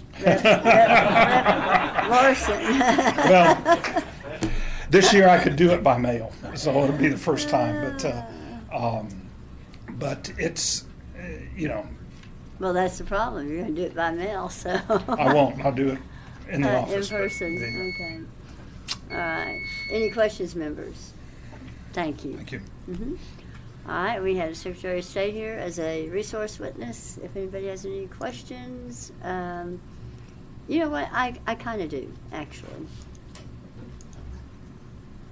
Just want to get your thoughts on, do you foresee some problems with that? Ashley Fisher from the Secretary of State's office speaking on House Bill 1151. We're all for clear rules, just because I think it's easier for us to provide clear guidance to people when there are clear rules. What that clear rule is obviously a policy decision that's up to you guys. Okay, but doesn't it seem like it would be clear? This legislation makes it very clear. Right, this is clear. I mean, if it doesn't have a postmark and it's late, then it's not counted. I think Mr. Oldham was talking about, it's hard to tell if it's on time or not on time, if it's put in the mail. On the weekend, heading into it if there's a holiday before an election. We certainly have issues with May elections because those are always held on a Saturday. And so oftentimes mail does collect at the polling place on Saturday, doesn't get there to the following Monday. True. Could be a hanging chad thing. Yes. Okay. Any other questions, members? All right. Thank you. Okay. Is there anyone else who wishes to actually testify for, against, or on House Bill 1151? And seeing none, then the chair calls up Representative Schofield to close. Madam Chairman, members, I appreciate you taking the time to hear this bill. I hope you will favorably consider it. I will make one point in regards to Mr. Oldham's testimony regarding litigation. This bill would not cause litigation. It may stop us from having it. The only reason we haven't been sued so far is the people whose ballots have been held up in the post office don't know it. If they did, they'd be suing. Their ballots were on time to be counted. They should have been counted, and we haven't been counting them. So I hope that you will pass this bill out. We will have a little work to do, but we'll get it there. All right, so the chair withdraws the substitute to House Bill 1151, and House Bill 1151 will be left pending at this time. And don't go far. Rep. Schofield, Chair lays out House Bill 1242 for consideration and recognizes Representative Schofield to explain the bill. And Madam Chair, we also have a substitute for this one. Okay, then Vice Chair Israel offers the substitute to House Bill 1151 and calls up again. Go ahead and explain it. Madam Chair, I will point out that the Senate hearing on this bill lasted less than 3 minutes, and the bill's already over here and getting ready to be referred to this committee. Last session, we passed one of our usual omnibus bills to House Bill 1073 to make several small corrections in the Elections Code. And at the last minute, the Senate author, Senator Zaffirini, acceded to about 3 changes, and a 4th one accidentally got in there that none of us knew about until we got home, including Senator Zaffirini. And so when I put in a bill to undo the portion that nobody knew was happening, I found that somebody else had already put in a request for that. It was Senator Zaffirini. And so the two of us both had the same idea. What it was it took out the portion of the then current law that required certain candidates for large judicial offices who want to pay who want to file by paying a fee to also have a smaller petition than they would be required if they didn't pay by that fee. That's the Supreme Court, the Court of Criminal Appeals, a district court wholly in a county of 1.5 million people or more, statutory county courts in those same counties, courts of appeals with at least one county of 1 million or more, and JPs in a county of 1.5 million. So these are large counties, and it was not intended to be changed, so we are attempting to change it back, and I think there are witnesses. Okay, and we had a bill that did what got put on by amendment, and it went nowhere. That is correct. There was correct. no support. So this coming in was definitely not the will of the committee. I think Senator Zaffirini and I had the same thought, which is if you want to make a policy change, let's have That's a debate big one. on it. Yeah, that's a big one. Mhm. And Madam Chair, if there are no questions, I would reserve the right to close. Absolutely. Any questions, members? All right. Chair calls up Glenn Maxey.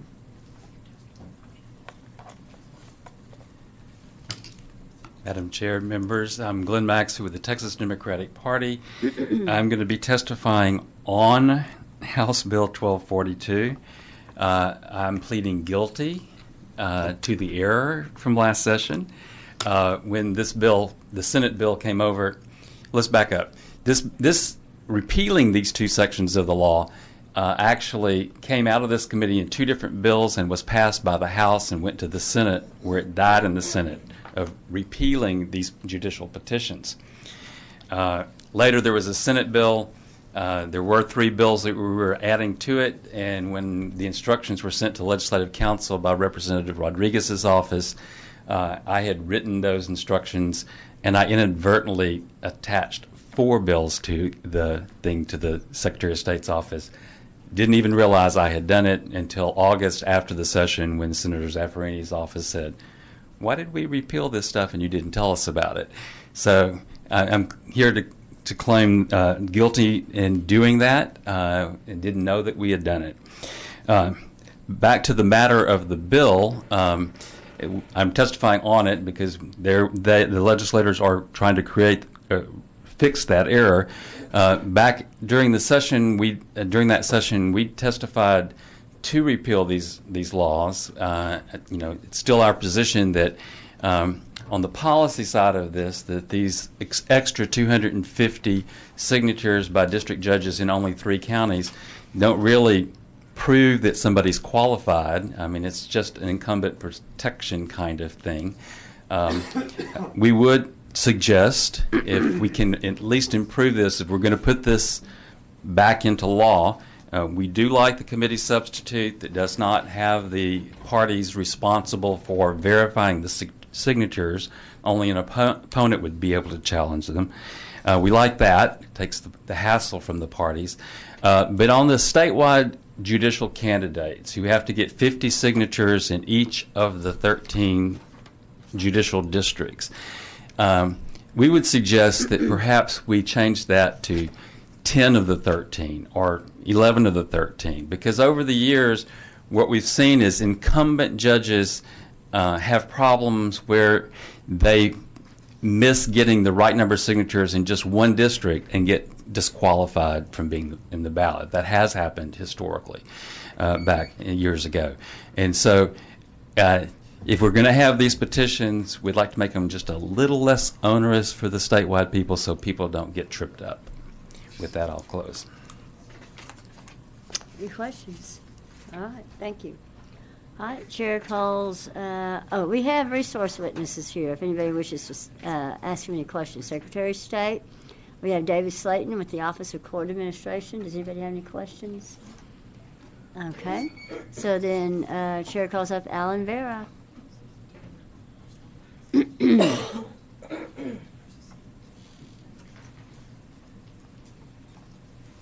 Alan Vera, Chairman, Harris County Republican Party Ballot Security Committee, testifying in support of 1242. In Harris County and across Texas, judicial positions in a primary election are often the most numerous on the ballot. Because of the importance of these positions, some form of candidate vetting is not only desirable but critical. In the last session, we inadvertently eliminated one such form of vetting. Now I know that Glenn Maxey did it. So, vetting candidates. I belong to a group in Harris County where I volunteer more time called the Conservative Coalition of Harris County. And before every primary, we vet every Republican candidate on the ballot who's filed. And then we invite them to come do job interviews. That's thorough vetting. We publish our results and people understand which judge may stand for what, who's qualified, who's not. We're not talking that level of vetting here, although that'd be great. We're talking about a very small way of vetting judicial candidates. Signatures on a petition for candidate filings in a primary are a very minor form of candidate vetting, especially for judicial positions. If a candidate cannot get a few hundred signatures of people who think he or she is qualified to run and hold office, then maybe he or she is not a good candidate at all. It's not a very high bar. The bar is set very low. We know candidates can pay for signatures on the petition, but we can obtain the petition signatures through open records and vet the signatures to vet the candidates. I'm sure that signature petitions for judicial candidates are a total pain in the rump, but they're an important part of vetting, if only a small one. We should not have eliminated them in the first place. We think it's time to reestablish that very simple but important vetting process. We respectfully ask the committee to pass 1242. Any questions? Okay, thank you. Thank you. Okay. Chair calls up Bill Fairbrother.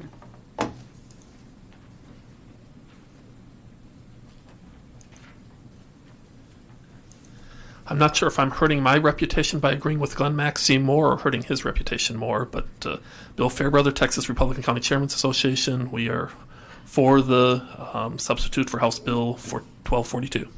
Okay. Thank you. Perfect. All right. Chair calls up Sid Harrell. Harrell or Harley? Harrell. Pardon me. It leads into my discussion as a victim of the change in the law. My name is Sid Harrell, District Judge out of Bexar County. Madam Chair, thank you for the opportunity. I'll be brief. I am in support of the return to the prior election status where petitions were required. I have run 9 elections, 1 statewide, 8 in Bexar County, with and without petitions. I can tell you that petitions for judicial races, because they are a different animal, are important for both vetting and for qualification and for screening. Even the incumbents, to get these signatures, have to go to events, have to press the flesh, have to meet the individuals to get the signature, and trust me, at those events, you have to sell yourself and you have to sell your qualifications. I did that for 8 consecutive elections in Bexar County. I had 1 contested election during that time because I think the vetting and screening process, by virtue of having to sell myself as the incumbent worked to my benefit in getting these signatures. I ran a statewide election in 2016. I went to probably at least 75% of the counties, and I got all of my signatures. And I'm going to count my kids for their social media expertise in helping me do that. But there was a lot of driving, and there was a lot of handshaking, and there was a lot of selling myself and qualifying myself amongst people all over this state that didn't know who I was. Sometime September, after getting the signatures and being the first one to file, I found out the law had changed. I was already in it, and I was in it to win it, and I was unopposed until the last day. 3 people filed, and I'm not going to talk bad about anybody, but I will tell you a perennial candidate who had never tried a criminal case in his life, a 5-year lawyer who had never been first chair on a felony case in his life, and a retired individual that had a hit and miss practice throughout the state of Texas. All of them, unlike me, as the chair pointed out, had great ballot names, catchy ballot names. One, in fact, went by his middle name to match, coincidentally, a presidential candidate that was up at the same time. So, needless to say, I am for, especially in statewide elections, reinstating the petition requirement, because it makes the candidates go out there and meet the voters. It provides accountability, accessibility, and I will tell you, those 3 individuals, I was the chair of the Judicial Conduct Commission. I've tried more capital cases than any other judge in the state of Texas. All endorsements, state bar poll, went to every forum I could go to. 2 of them did 0, went to nothing. 1 of them went to a few, the 5-year lawyer, and it was always to my benefit when he did. So I would strongly encourage the committee to please reinstate it, and I'm available for questions, and thank you for your time. Thank you. You're right. Just a comment. Thank you, Justice. I think this is Exhibit A for this bill. If you look at his background and the number of years in Bexar County, district court judge, more death penalty cases than any other judge, and then you look at the qualifications. We're in an era of polytainment, politics and entertainment blended, and people want not to think they don't do a lot of research. This would at least get qualified judiciary candidates. We've got people that have spent their life in. He had many opportunities to go out and join law firms, make a hell of a lot more money, but he made decisions to do this because he wanted to protect the people in Bexar County and across the state of Texas, and then have somebody put their name in. Didn't really work it. He so happened to have the same name of the Wisconsin governor, and then he gets elected, and we all lose. Because first of all, you lose someone with the capabilities of Judge Harrell, and then you've got inexperience sitting on the bench, which could possibly hurt us all. So I appreciate you coming up and testifying, Sid. Full disclosure, he endorsed me. Yeah, I did. Good. By the way, I'm not saying anything bad about Judge Walker because he is now grading my papers. I understand. Thank you very much. Thank you. And I want to say I recognized Chairman Larson before you spoke, so I mumbled. Representative Fallon. I just wanted to echo those statements and thank you for your service, and it hasn't gone unnoticed. Thank you. Okay. Any other comments? Okay.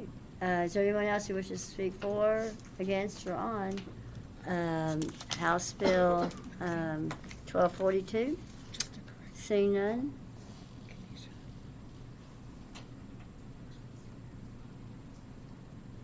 Okay, I need to make a correction because when Representative Schofield was laying out his bill and the substitute, I said the old bill, not the current one. So let me correct it. Vice Chair Israel laid out the substitute for House Bill 1242. I'm correcting myself for the record. Thank you. Okay, thank you. With that, then Chair recognizes Representative Schofield to close. Madam Chair, committee members, thank you very much. I just wanted to go on the record and say I did not rat Glenn Maxey out. He came up and pled guilty. I learned about this, that this had happened when I went home and gave a CLE speech over the summer, and the judge who asked me to do it pulled me aside and said, the judges are mad at you. And I didn't know why. Well, when this bill came over and the chair had to have somebody on the committee lay out the committee substitute, she pointed at me, so my name was on it. So that's how I came to find out this had even happened. There is one thing I forgot to do when I came up here. We talked about laying out the committee substitute. I did not explain the substitute. Senator Zaffarini passed the bill out as we both had filed it, because the committee sub that she had planned wasn't ready yet, and so she asked me if I would do the substitute, which I did. That's the substitute that's before you. The only difference it makes to the original bill is, as was alluded, in the Section 1 and Section 2 of the bill are now new. What it does is takes off of the local officials the burden of having to pour through every line of this thing unless there's a challenge. Mm-hmm. And so all the local official has to do when they receive, or the state official if it's a statewide or multi-county office, is just make sure it's facially valid. It has enough signatures, it's been signed properly, and all of that. They're not required to pour through it unless someone challenges it. They spent, the parties in particular, have spent a lot of money and a lot of man-hours digging through to make sure that these petitions are valid when no one's challenged them. So that's number one. And then number two is to give them a few more days for the ones that are challenged. We changed the deadline for a challenge from the beginning of early voting, which had been is the current law, to when ballots are first mailed out to mail ballot voters. It gives them a few extra days, so you have to challenge a little bit earlier. So, of course, if your opponent, if you think there's something wrong with their petition, look at it, up front. Make sure that, if you think there are not sufficient signatures or whatever, make your complaint a couple days earlier than you had been previously to give them time to pour through them. Some of them have had, particularly in the large counties where a lot of signature necessary, have had a lot of trouble getting these things vetted in time for the ballots to be mailed out. And with that, I close, and I thank you very much for your consideration of this bill. Okay, so with that, the chair withdraws the substitute to House Bill 1242, and House Bill 1242 will be left pending at this time. Okay, so Representative Fallon, are you ready to go? Sure. All right, and 675. Hold on one second. Let's see. We're all clearing our throats. It's allergy time. We're all kind of drugged out on allergy medicine. Okay, and you do not have a substitute, right? For 675, I do not. Okay, so Chair lays out House Bill 675 for consideration and recognizes Representative Fallon to explain the bill. Thank you, Madam Chair. In the interest of time, I'll be brief. It's a simple bill. 675, what we want to do here is be consistent with the elections process. And I've noticed in two separate occasions some things that were a bit distressing, and this bill addresses them both. First of all, what does the bill do? It simply says that early voting sites will be consistent, and they will be open at the same time as the central voting office, but also providing flexibility. So we're saying if we're not intending to in small counties kind of inhibit their ability to do anything. I know that's more unique. So if you have an instance where there are at least 5 early voting locations, 80% of them, 4 out of 5, will be open the same times that the central location is open. Churches are not included. Many times they will have, it's a perfect voting site, but they're just not open on Sunday. So that is not even included in the 4 out of 5. Now, why are we doing this? I had for instance, when I was on a city council where a school district that I didn't represent, just a little teeny portion of it was in the city. It was geographical because they had about 13 cities that they that encompassed the district, and one city was where all the voters were and kind of where the wealth was, and they got the early voting locations more so than the others. But what they also did was on Saturdays they had extended early voting time. It was say 8 to 5 or 8 to 7, and there was an early voting temporary site on the eastern portion of which I represent a part of, but they were only open for about 4 hours. I thought that was very disingenuous to have one location open for 10 or 12 hours and one open half that time. And then this really kind of slapped us in the face in North Texas when we had a district that did what was called rolling polling. Now, having come off that city council, we used to have about anywhere from 4 to 6 early voting locations for municipal elections in May. Well, suddenly there was a bond issuance or a bond issue on the ballot from our school district, and they had 53 voting sites. This was in 2014. 49 of which were temporary, 49 of which were only going to be open for 4 hours, as I mentioned this last week. And they were only in locations where schools, where they were having open houses. So they were targeting their voters. And you could see it in the results. The early voting numbers for that bond were approved 80s to teens, like 82 to 18%. But on election day, when you couldn't really electioneer like this, it was more 55-45. So it was a lot tighter. The bond would have passed anyway, but let's just have it honestly, an honest election. And that's where our staff came up with this idea to say we can't have this anymore because we're not having fair and honest elections when you have an entity that runs the election and then they choose the polling sites and then they get to target their own voters. I don't want either major party. I don't want any party to control general elections in November, because we're going to eventually put our thumbs on the scale. And this bill would prevent that, I think, in a bit more of a more innovative way to also provide flexibility, because not all polling sites, some of them which are very good, can be open the entire time. That's why we say 80%. That's essentially the bill. Any questions? All right. So, and you reserve the right to close. I reserve the right to close, All Madam right. Chair. Thank you. So, Chair calls up Alan Vera. Yeah, Valerie wants. Oh, I'm sorry. Thank That's you. fine. It'd be nice if we had something where they flashed the light over in front of you. Got it. Yes, I have questions or comments for the author.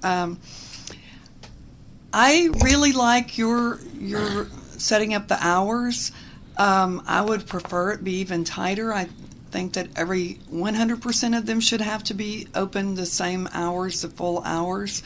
But I also like certain things about Representative Schofield's, and I believe there's one other we've heard on that thing. Dr. Bonin's bill.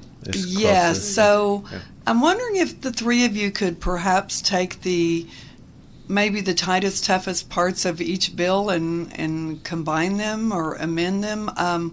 I like the way Representative Schofield's requires that any temporary voting location cannot be moved until after at least half of the early voting period has passed.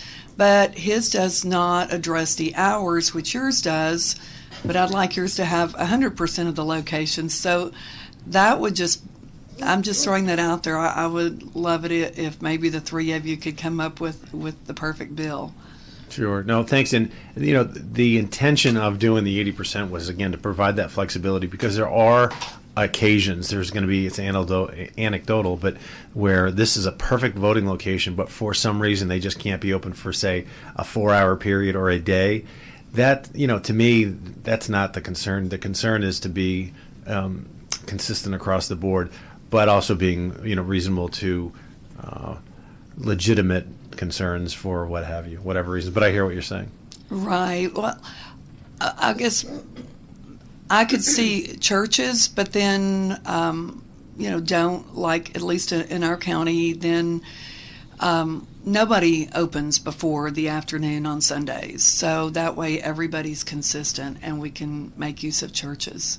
Well, I've talked to some of the churches. They won't allow their property to be polling sites if they have to open it all on Sunday for religious reasons. They just don't feel as if that's the day of rest, and so that's why we exempted the churches. Right. Okay. So, but again, I think perhaps the three of you could get together and have like the best of everything in one bill. That's my Okay. particular preference. Thank you. Okay. With that, and I want to make y'all aware that, again, Secretary of State is here as a resource witness. And so the chair calls up Alan Vera. Come on, Alan.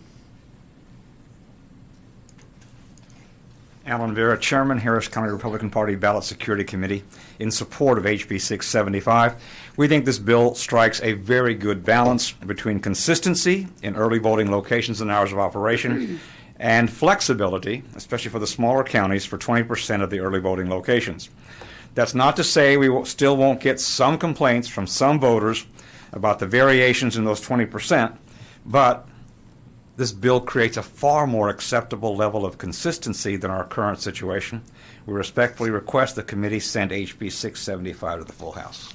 Okay, any questions, members? Thank you. All right, Chair calls up Glenn Maxey. Thank you, Madam Chair. Glenn Maxey, Texas Democratic Party. We have registered in opposition to House Bill 675. I guess my heart was not totally fixed. It's not fully mended. Fully mended. We, still, as we testified last week on the other bills, like to see the ability of communities to be able to do mobile voting from perhaps one day out into a rural community, those kinds of exceptions. So of all the bills so far, Representative Swanson, we would vote that Pat Fallon has the best of the bills that we oppose.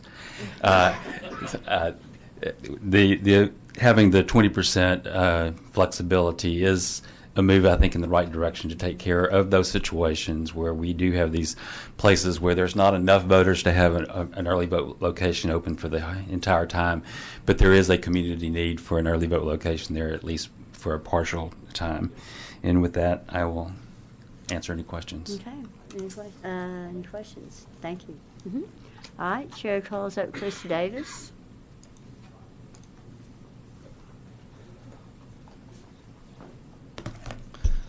Madam Chairwoman, committee members, Chris Davis, on behalf of the Texas Association of Election Administrators, opposed to this bill. Representative Fallon, we recognize there's a need to address rolling polling, and we recognize that there's a need for consistency. The association thinks perhaps that consistency should be, and if I understood you correctly, the election you referenced in your county was run by the entity. Perhaps that consistency should be where these entities, these poly subs that are running these elections, and if they have bond issues on the ballot, maybe they should be mandated to be run by a county election official. As an EA, we have a duty to contract with entities. In other words, if entities come to us now and ask for us to run their election, we must. We can't deny them. My understanding is county clerks and county clerk counties can. I know there's been talk about the $1 billion bond in Harris County. I'm curious to know if that election was run by the entity or was run by the county elections official, the county clerk in that county.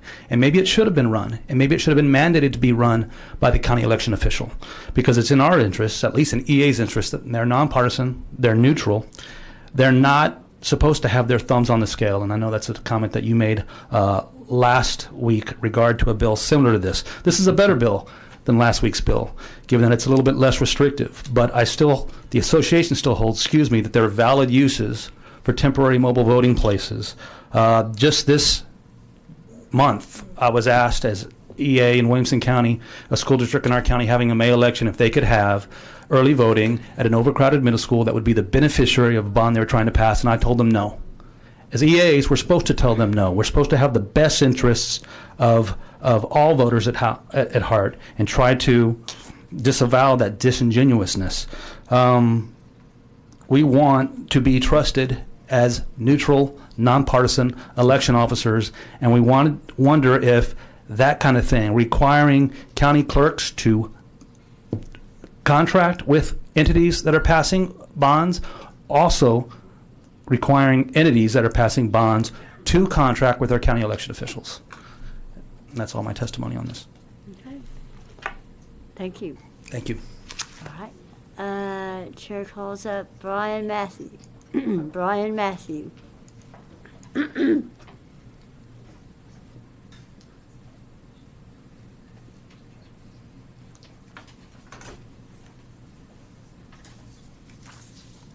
Madam Chair and members of the committee, my name is Brian Matthew. I'm a policy analyst with the Center for Local Governance at the Texas Public Policy Foundation, and I'm here to testify in support of House Bill 675. With my time, I want to briefly highlight just why it is so important to reform and our perspective, ultimately end rolling polling practices in Texas in light of Texas's growing local debt problem.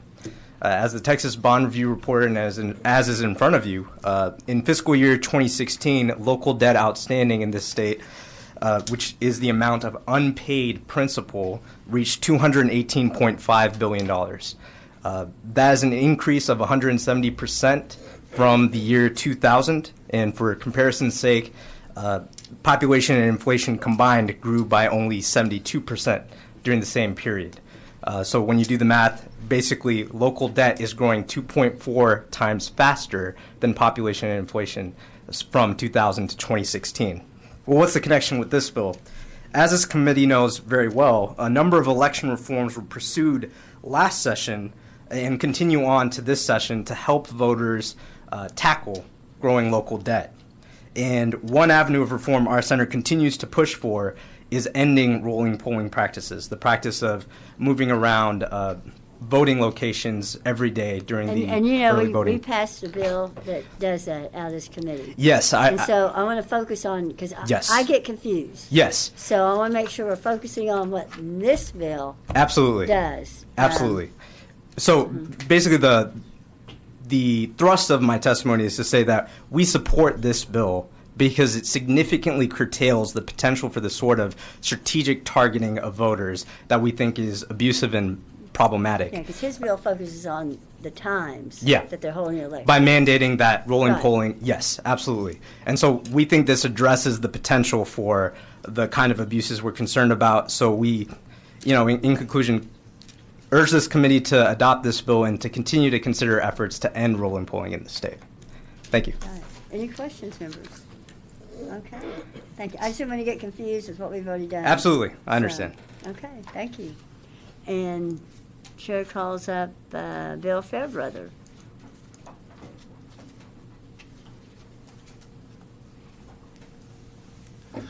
Bill Fairbrother, Texas Republican County Chairman Association, here to testify in favor of House Bill 675. It significantly reduces our concern, particularly in the rural areas that I've polled since the agenda came out last week. And while it may not make some of the more suburban areas 100% happy, I think it makes them less unhappy. So we're very pleased to be able to support this bill. Okay. Any questions? Thank you, Bill. Thank you. All right. Is there anyone else who wishes to speak for, against, or on House Bill 675? And seeing none, then the chair recognizes Representative Fallon to close on your bill. Thank you, Madam Chair. I close. Okay. So House Bill 675 will be left pending at this time. And the chair lays out, let's see, Valerie, are you ready? Oh, I thought you would take. Okay, we'll do it. We can do it. Okay.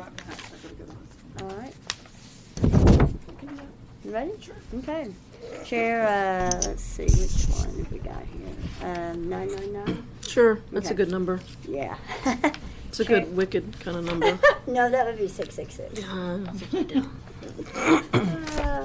right. Chair lays out House Bill 999 for consideration and recognizes Representative Vice Chair Israel to explain the bill. Now, before you do it, you have a committee substitute, right? Yes. So the chair recognizes, or Representative Fallon offers a substitute to House Bill 999. And pardon me, now I call on you to explain the bill. Okay. Thank you, Madam Chair. Fellow members, this is a cleanup bill that brings consistency to the Elections Code. Governor Perry signed Senate Bill 100, which amended the Elections Code to allow multiple entities to move their elections to November. This included Texas water districts. However, a section of the Water Code continues to require May elections for Water District Board members. House Bill 999 corrects this inconsistency by allowing water districts to hold November elections as previous legislation permitted. The Office of the Secretary of State can elaborate on how this inconsistency has caused uncertainty amongst our water boards. The committee substitute changes the bill language to ensure that the bill only deals with the inconsistency between the Water Code and the Election Code, and only affects water districts that have moved because statute allowed for it. Thank you for allowing me to lay this out. I reserve the right to close. Okay. And why don't we call up the Keith Ingram, the Secretary of State, to give us a little background on it. Members of the committee, Keith Ingram, Secretary of State Elections Division, here on House Bill 999. This started back in 2011 with the MOVE Act, which enabled military and overseas voters to get their ballots 45 days ahead of the election. It required that the Texas election calendar be stretched out from the primary to the primary runoff, and that meant that the primary runoff was landing in May, end of an even-numbered year, and the uniform date in May was conflicting with it, and so the election administrators were concerned about being able to do two elections, one for their local entities and one for the primary runoff. And so the window was opened to allow entities to move their elections from May to November. It wasn't the other way. It was just May to November. And several water districts did make that move, notwithstanding the language of 49.103 of the Water Code. And that was pursuant to our office's interpretation of the legislative intent behind. I don't remember the bill number back in 2011, but anyway, that legislative intent we thought meant that, notwithstanding the language of the Water Code, but anyway, like Representative Israel says, this cleans that up. Yeah, make it consistent. That's right. Okay. Chairman Larson.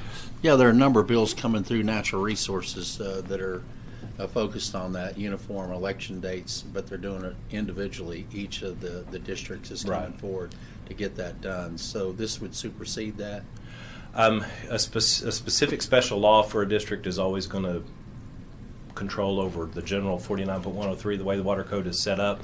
49.103 is the catch-all for election provisions if your special district doesn't say anything. Okay. That'll cut your hearing short.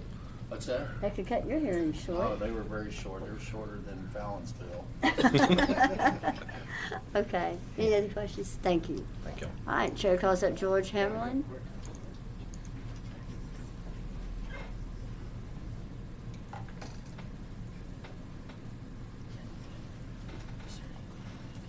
Good evening, George Hammerline, Harris County Clerk's Office. We're for the bill. We think giving them, one, the flexibility is a good thing, and two, the more you can move elections in November, the higher the participation on the election process. And that's all I have. Okay. Any questions? Thank you. All right. Chair calls up Bill Fairbrother.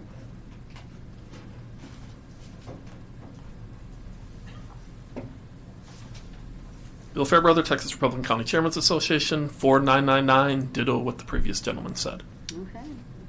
Thank you. Thank you. Let's repeat that All for the rest right. of the year. Is there any other testimony out there for, against, or on House Bill 999? Seeing none, Chair recognizes Vice Chair Israel to close. Thank you, Madam Chair and members. This is simple code cleanup, and I fully request your favorable consideration, hopefully to local and consent. Okay. Thank you. All right. Chair withdraws the substitute, House Bill 999, and will leave House Bill 999 pending at this time. And let's see. Now, Chair lays out House Bill 1807 for consideration and recognizes Vice Chair Israel to lay out your bill. And 1807, is there such a thing? I have that too. Let's see. And you have a substitute. So, Representative Chairman Larson offers a substitute to House Bill 1807, and now you can explain the bill. Thank you, Madam Chair. The only difference between the bill and the substitute is the substitute pushes back the effective date by 1 year to allow county some time to comply. We've found that this might be helpful for those of us who are looking at provisional ballots, the reasons for provisional ballots, and look at it across county lines. So right now, if I wanted to know what was happening with provisional ballots in Bexar County would be happy to tell me. But if I'm looking at Bexar County plus Hayes County and Travis County, I would have to get that from 3 different entities. This is information that's primarily collected already electronically. This bill would simply say to the Secretary of States, please be the gatherer of this information. The provisional voting process requires voters to sign an affidavit stating the reasons they are qualified to vote. The completed provisional ballots are kept separately from the regular ballots, and the voters' records are reviewed by the provisional voting ballot board to determine if the ballot is to be counted or rejected. If applicable, the voter registrar will conduct whatever research is necessary to determine whether the voter is or should have been registered and will pass this information on to the ballot board. Provisional voters receive a notice in the mail by the 10th day after the local canvass advising them if their provisional ballots were counted, and if they were not counted, the reason why. Collecting this data through the Secretary of State's office will help us improve the integrity and validity of the provisional ballot process across the state. The Secretary of State's office will have more oversight in the provisional ballot process, allowing it to catch discrepancies between counties, and more importantly, I think, give us a gatherer of what can be very important data depending on your election. I appreciate the time to hear this bill, Madam Chair.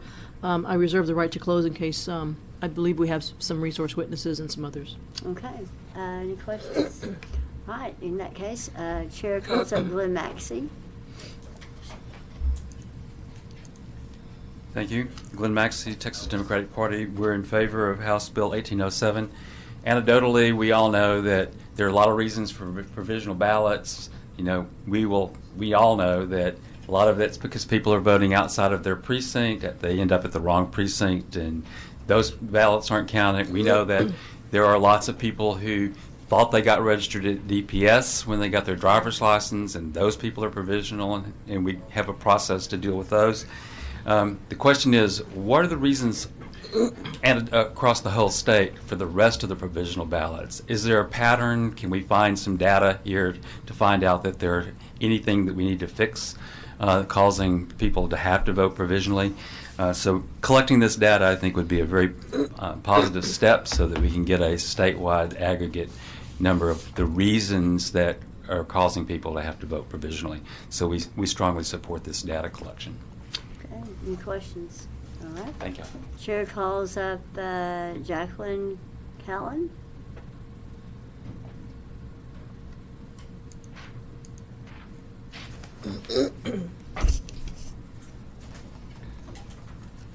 Thank you, Madam Chair. Jackie Callan, Bear County Elections Administrator, strongly supports this. As Representative Israel said, we all collect this data. We all have to deal with provisional ballots. We all have to process the provisional ballots. We have to tell the voters whether we accepted them or we rejected them. And the paper that we're handing out are the codes. We automatically keep track of every single reason that we have a provisional ballot cast.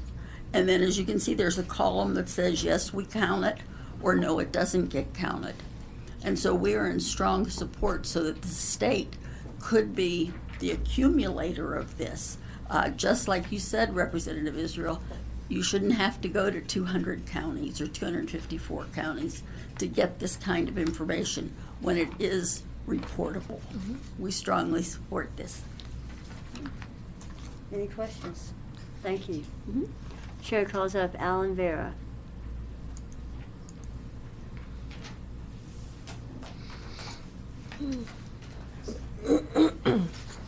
Alan Vera, Chairman, Harris County Republican Party Ballot Security Committee, testifying against HB 1807 as currently worded.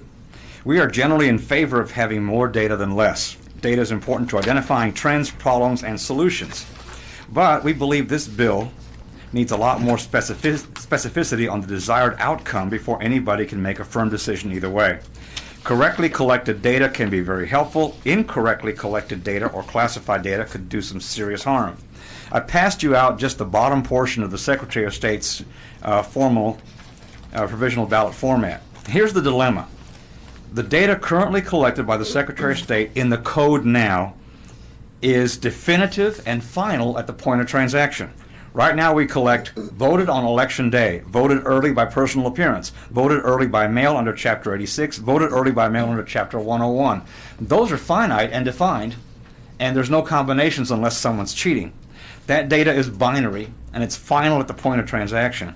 There are no subsequent events that would alter these facts, and there are no human judgments applied that color those facts. Provisional ballots and the reasons for them are an entirely different challenge, different game. Provisional ballots have a three-phase lifespan. 1, at the polling place. 2, at the voter registrar's office. 3, at the ballot board. The status is a provisional ballot, and the reason for it changes through the cycle. A provisional ballot at the polling place can become a regular ballot at the registrar's office or at the ballot board. At which point does this bill want the snapshot to be taken? Because it may not be a provisional ballot by phase 3. The reason for the provisional ballot can change as it moves from polling place to the voter registrar. The presiding judge of the polling place could check one box as the reason, and the registrar could decide, no, it stays provisional, but for a different reason. Where do you want the snapshot taken? Human judgment and misjudgment play a critical role in the classification of provisional ballots. Every election day in Harris County, a team of volunteer attorneys and I staff an election hotline. Any election presiding judge, AJ, or poll watcher can call to get help with problems they're unable to solve by themselves. And if you put aside the trouble calls, arguing with a judge or an alternate judge, the overwhelming majority of the help calls are provisional ballots. The judges are trying to figure out which box to check. And a large percentage of the problem calls we get from poll watchers are because election judges are checking the wrong reason for the provisional ballot. So when compared to the other voting stats currently stored and tracked by the Secretary of State's Election Division, provisionals are an entirely different animal. The other stats are not affected by human judgment, and they can't change over the course of 6 days. They're fundamentally affected by judgment calls and can morph from a provisional to a regular ballot in a matter of days. We'd be happy to help dig into this because we understand the desire for the data, but we think it has to be better framed first. So at this time, we would recommend against passing HB 1807 forward. Thank you. Any questions? Okay. Any questions? All right. Thank you. Thank you. Chair calls up Ed Johnson.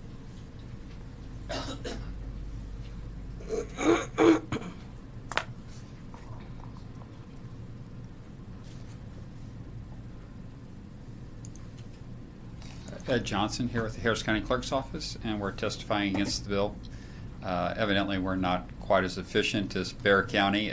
This would cost us... Would you say that again, please? We must not be quite as efficient as Bexar County because this would cost us some additional work. We do not have this electronically in our database to provide the Secretary of State with this data for these provisional ballots, and it doesn't say exactly what data we'd have to be collecting to do this. So this would cause us more work, in our opinion. Also, we've never really been asked for the list ever of who didn't get their vote counted from a provisional ballot unless it's an election contest, and then you have a court order that's looking at these documents. The reason why you're voting provisionally is because you're questioned about your voter registration. If you're a registered voter in the district in which you're voting, that's why you have a provisional. So that's why they're there.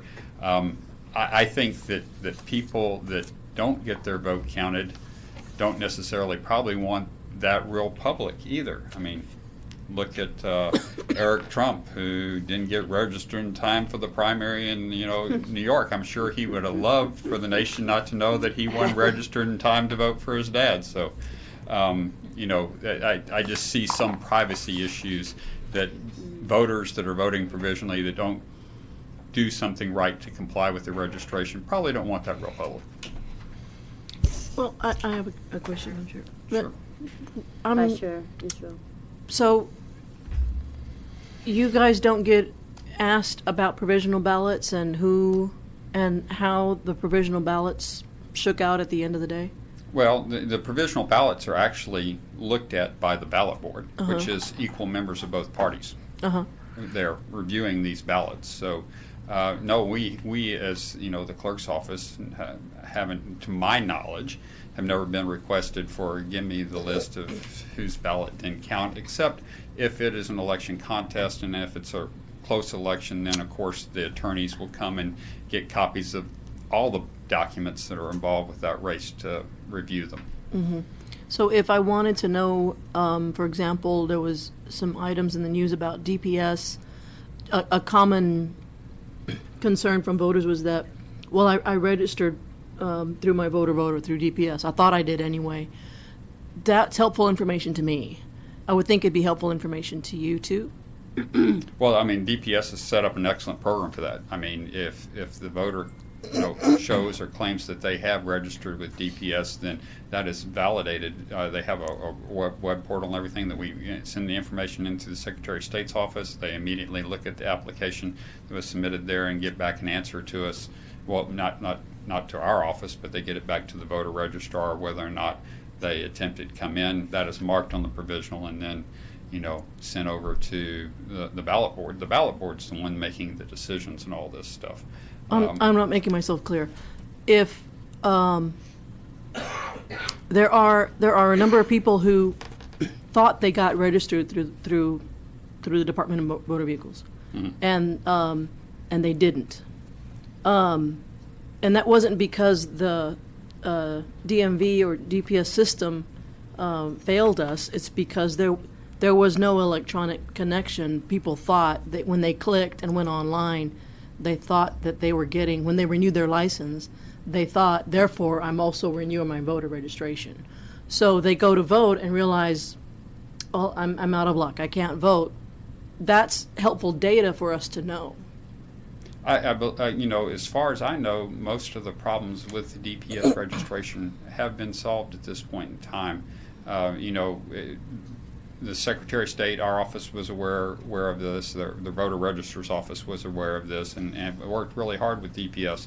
I believe that when you click the button that I want to register, that you get some positive action now out of the Department of Public Safety's website. So if I'm registered in another county, say I moved from Travis to Harris, and I go to Harris County and they say, well, you're going to have to vote provisionally because you're not registered in Harris County.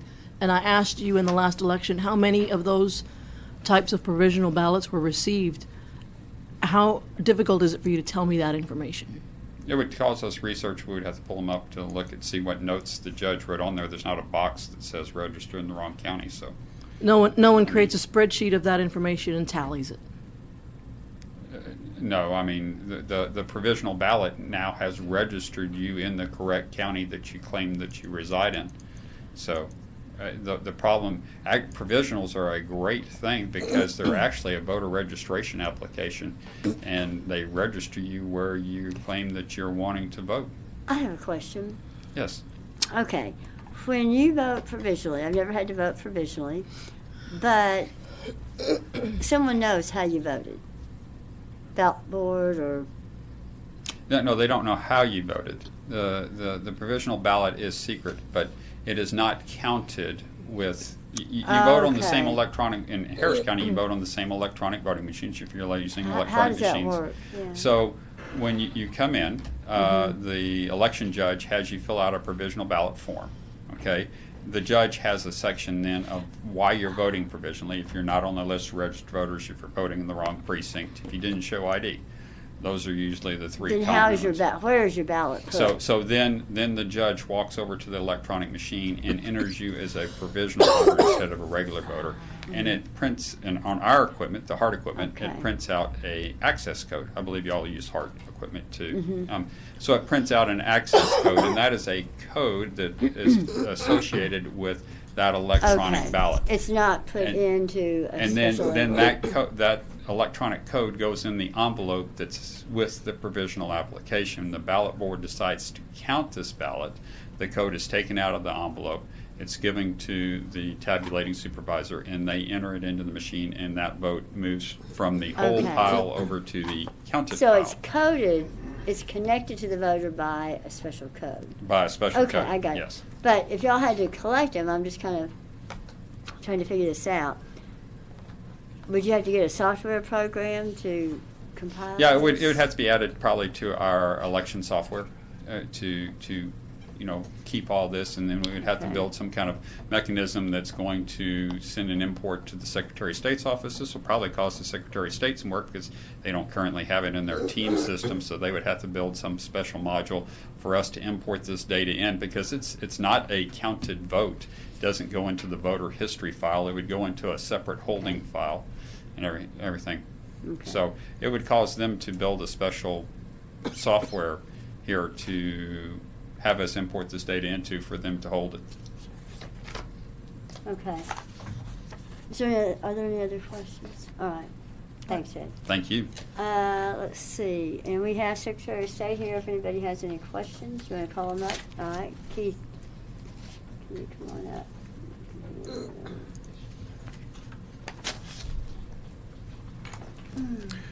Keith Ingram, Secretary of State's office here on House Bill 1807.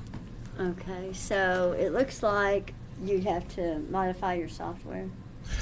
We would have to change team to allow for the reason for the provisional ballots to be accepted from the counties. Right now, the fact that someone voted a provisional ballot is reported, but the reason for it is not. So we would have to add that to team. Hey, did you have a question? So, what's the difference between you gathering information from Bear County, who says this is easy and important, and Harris County, who says this is not easy and we don't know?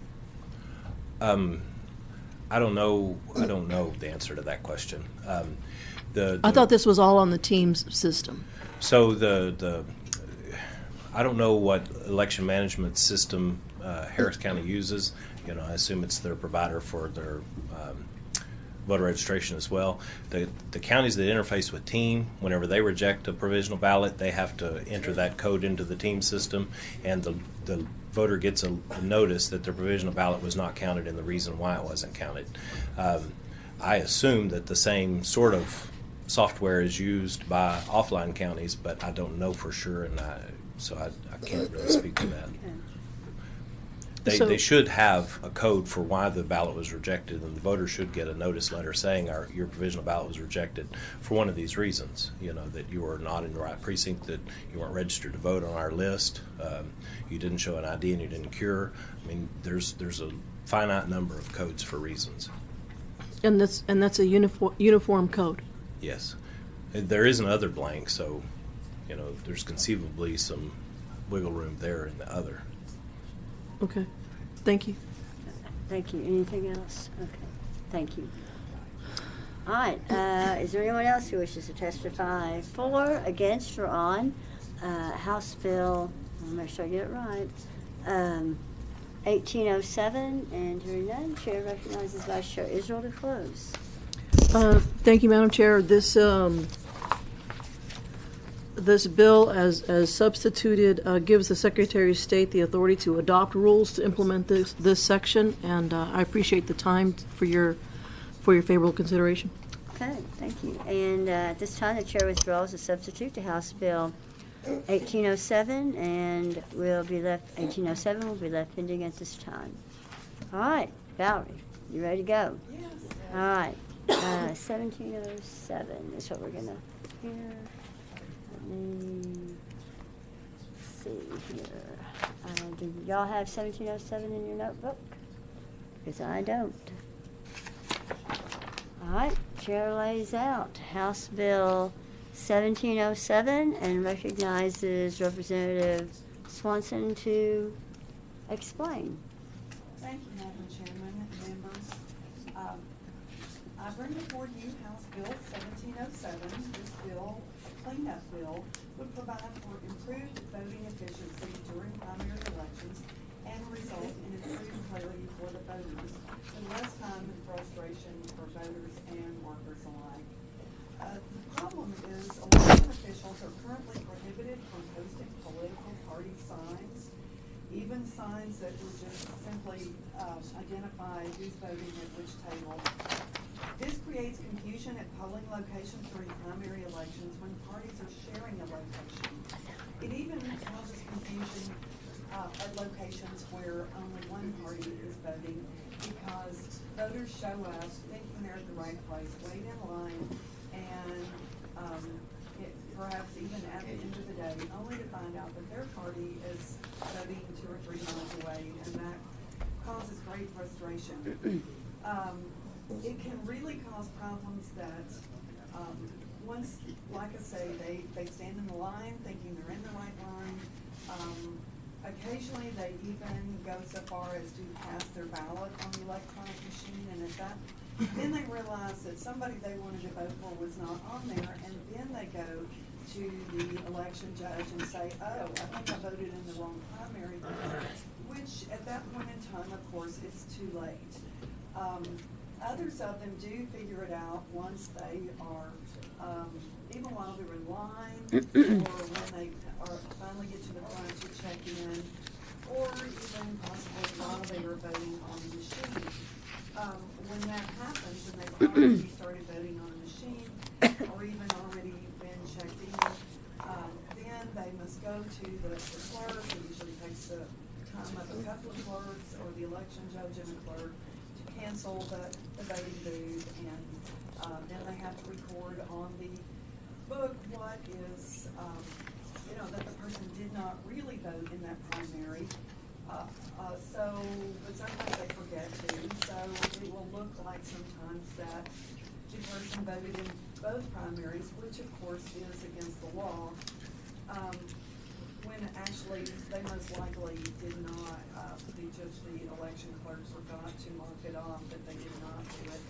All of this causes a great amount of frustration. It takes up the time of both the election workers and the voters. So we would just simply like to clean this up. We do have some people here to discuss like particular places this has happened and to give some testimony. We feel that the solution is that, the obvious solution is to post signs to direct voters to either party's primary. We also believe that some election judges do that on their own and make handmade signs. This would just clean that up. But our effective date would be September 1st, 2017. I do want to say that we are working on a committee substitute that would clean up just a few small issues. One is that... Okay, you don't have a substitute, do you? No. Okay, don't talk about it if you don't have it. And just say we've had some suggestions. Yes, and then we can talk about that. Oh, okay. There is. I just don't want to mess you up. Coming to fix some things. Yes, we have something coming to fix a couple of issues that Ledge Council assures us are not really issues, but just for clarity, we'd like to fix them. One would make sure that we refer to signs in the plural, so that nobody feels like that they are breaking the law with two signs. We'd also like to change political party to political parties in case that's misinterpreted. We also would like to allow the Secretary of State to set the rules for what the sign, the size of it, what it can look like, what can be on it.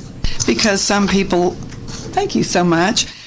Some people are concerned that we might have what they called an arms race, and one party might have like 4 foot by 8 foot signs, and the other people have a handmade, 1 foot by 1 foot sign. So we do want to add that they can have this rule, and we also perhaps would even be open to the idea that the election administrator would actually provide the signs, and that would be perhaps even two-sided signs. So everybody gets the same sign, and they just put the one up that applies to their party. So members, I respectfully move adoption and will entertain any questions you may have and reserve the right to close. Okay.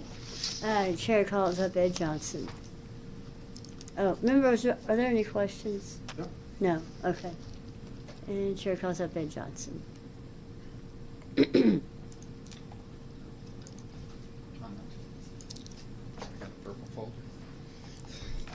Ed Johnson with the Harris County Clerk's Office.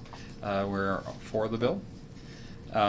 This is a problem in Harris County. We don't have joint primaries on election day. So on election day, each party picks their own separate polling locations. Sometimes they're combined in the same facilities on other ends of the auditorium or cafeteria. A lot of times they're in totally different buildings. And this does cause confusion to many of our voters when they go to what their normal polling location is and only one party has their thing there. They think they've gone to the right place to vote. They get in, sign in, start voting, and realize, their presidential candidate's not on the ballot. Now they run over to the judge, and the judge has to cancel the booth, has to scratch their name off the poll book, and make all these corrections and fill out a cancel booth log, and then try to get them directions to go to their appropriate primary location. I have some statistics here I'd like to share with you real quickly. I brought 3 precincts. So in the 2016 primary, precinct 964 in Harris County, the Republicans had 8 what they would call your cancel codes, your access code. If you don't, when they print the little ticket out, if you don't use it within 30 minutes, it cancels itself. So they had 8 of them expire, and they had 10 canceled booths. So 18 people came in to vote and left the Republican location. The same precinct, the Democrat location, different building, had 5 canceled booths. On election day, this same precinct, on November election day, this same precinct had 0 canceled booths and only 1 expired code. So you can see that there is definitely confusion here. Voters are not sure where they're going to go vote. Next precinct, 387, same thing, had 7 expired, 5 cancellations on the Republican side. Democrat side had 9 cancellations on election day. They had 0 on November. Next precinct down the line, 533 had 7 cancellations in the Republican. The Democrats had 9 cancellations on election day. In November, they had 0. So you can see there's a pattern here of confusion, and election day is actually November election day had twice as many voters participating. So a lot more people, and everybody was happy and didn't cancel a ballot. So putting a sign up, we feel, would help the voter know what party they're going in to vote for. Plus, we actually have some people that don't like us to ask that, voters that like us to ask that question.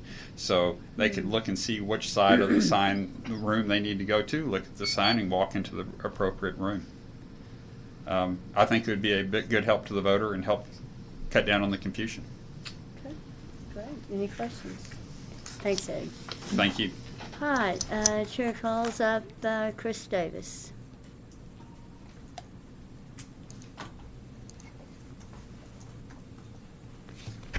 Good evening, Madam Chair, committee members. Chris Davis, on behalf of the TAEA, Texas Association of Election Administrators, testifying against the bill as written and filed. We had a chance to meet with Representative Swanson's staff today. We are encouraged by the suggestions that she put forth today, given some kind of direction, either from on high, the Secretary of State's office, or some kind of standards or templates, or giving us the ability to make things same between the parties. I'm blessed in my county. The party chairs work well together. Not all counties in our association have that. So we're encouraged by the suggestions that she's put forth tonight. Okay, thank you. Any questions? Thank you. All right, thanks. Chair calls Glenn Maxey. Thank you, Madam Chair. Glenn Maxey, Texas Democratic Party. I think I'm registered incorrectly on there. I would like to be for this bill. Oh, you're against. Yeah, I think I registered against by mistake. He wants to change it to for. So we're for the concept of the bill.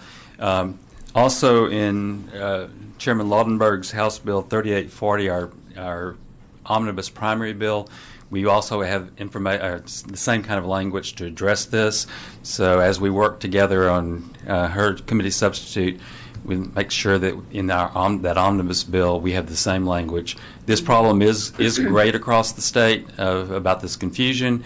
The other thing that happens with this confusion is the solution in many places is for one party or the other to station one of their election workers at the door to give direction. And instead of giving direction, they argue with people about which primary they should be voting in and telling people which primary they should be voting in, which causes more problems because we complain that it's not against the law. I mean, it's against the law to influence somebody how they vote on a candidate are a proposition, but it's not illegal to tell somebody in the polling place, I think you should be voting in this other primary because that's where the local races are. That's where the smart people That's where the smart people are, the cute people are. So that would also solve that problem, have the signage to take that human interaction away from people who inappropriately are influencing voters. So we do support the concept of this bill. Okay. Vice Chair Israel. Thank you, Madam Chair. Glenn, since you've done so much work with both parties on what's acceptable and, knowing the state as you do we have this problem when we have joint primaries? Well, If someone's in the same church, for example. If you have joint primaries, it solves a lot of it because people typically are going to be able to vote when they get there one place or the other. But still, the prohibition in the election code about even having a sign that says that's the Democratic table and that's the Republican table still needs to be fixed. So even with joint primaries, you're in the same building, in the same room. If you have a true joint primary, people are walking up to a table and they're just saying, I want a Democratic ballot or a Republican ballot. Mhm. That totally solves it, to have a joint primary. And that would solve a plethora of issues that we have, but we've not been able to get to that. That's not mandatory. It's not mandatory today. Either county chair can, on their own volition, decide not to have a joint primary, and it doesn't happen. The Democratic Party strongly would support mandatory joint primaries across the state because it solves a lot of problems. And it would save the state enough money that we could give election workers a pay raise. Thank you. Okay. Rep. Swanson. Yes, I just wanted to thank you for your support, Mr. Maxey, and declare that you must be totally healed. I am totally healed. And I just want to tell Representative, I guess Larson and Representative Swanson don't know the reason I have a purple shirt on. 3 sessions ago, after I testified for 6 Republican bills in a row, somebody, Representative Simmons, who was on the committee, said, do you not own anything but blue dress shirts? And I said, I only have blue dress shirts. And he said, after testifying for 7 Republican bills in a row, we have a question about why the Democratic Party is doing that. And I said, well, what you don't understand is I drafted all 7 of those bills that Republicans are carrying. So they actually made a motion in 2013 that I could never testify without having on a purple shirt. And that's why I have a purple shirt today. Thank you. Chair calls up Alan Vera.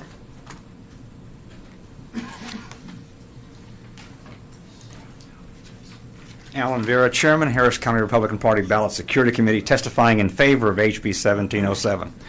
Whenever I go to Walmart, because I'm not always in a suit, and I'm leaving with my cart, I'm always annoyed at all the shoppers coming in the outdoor and vice versa.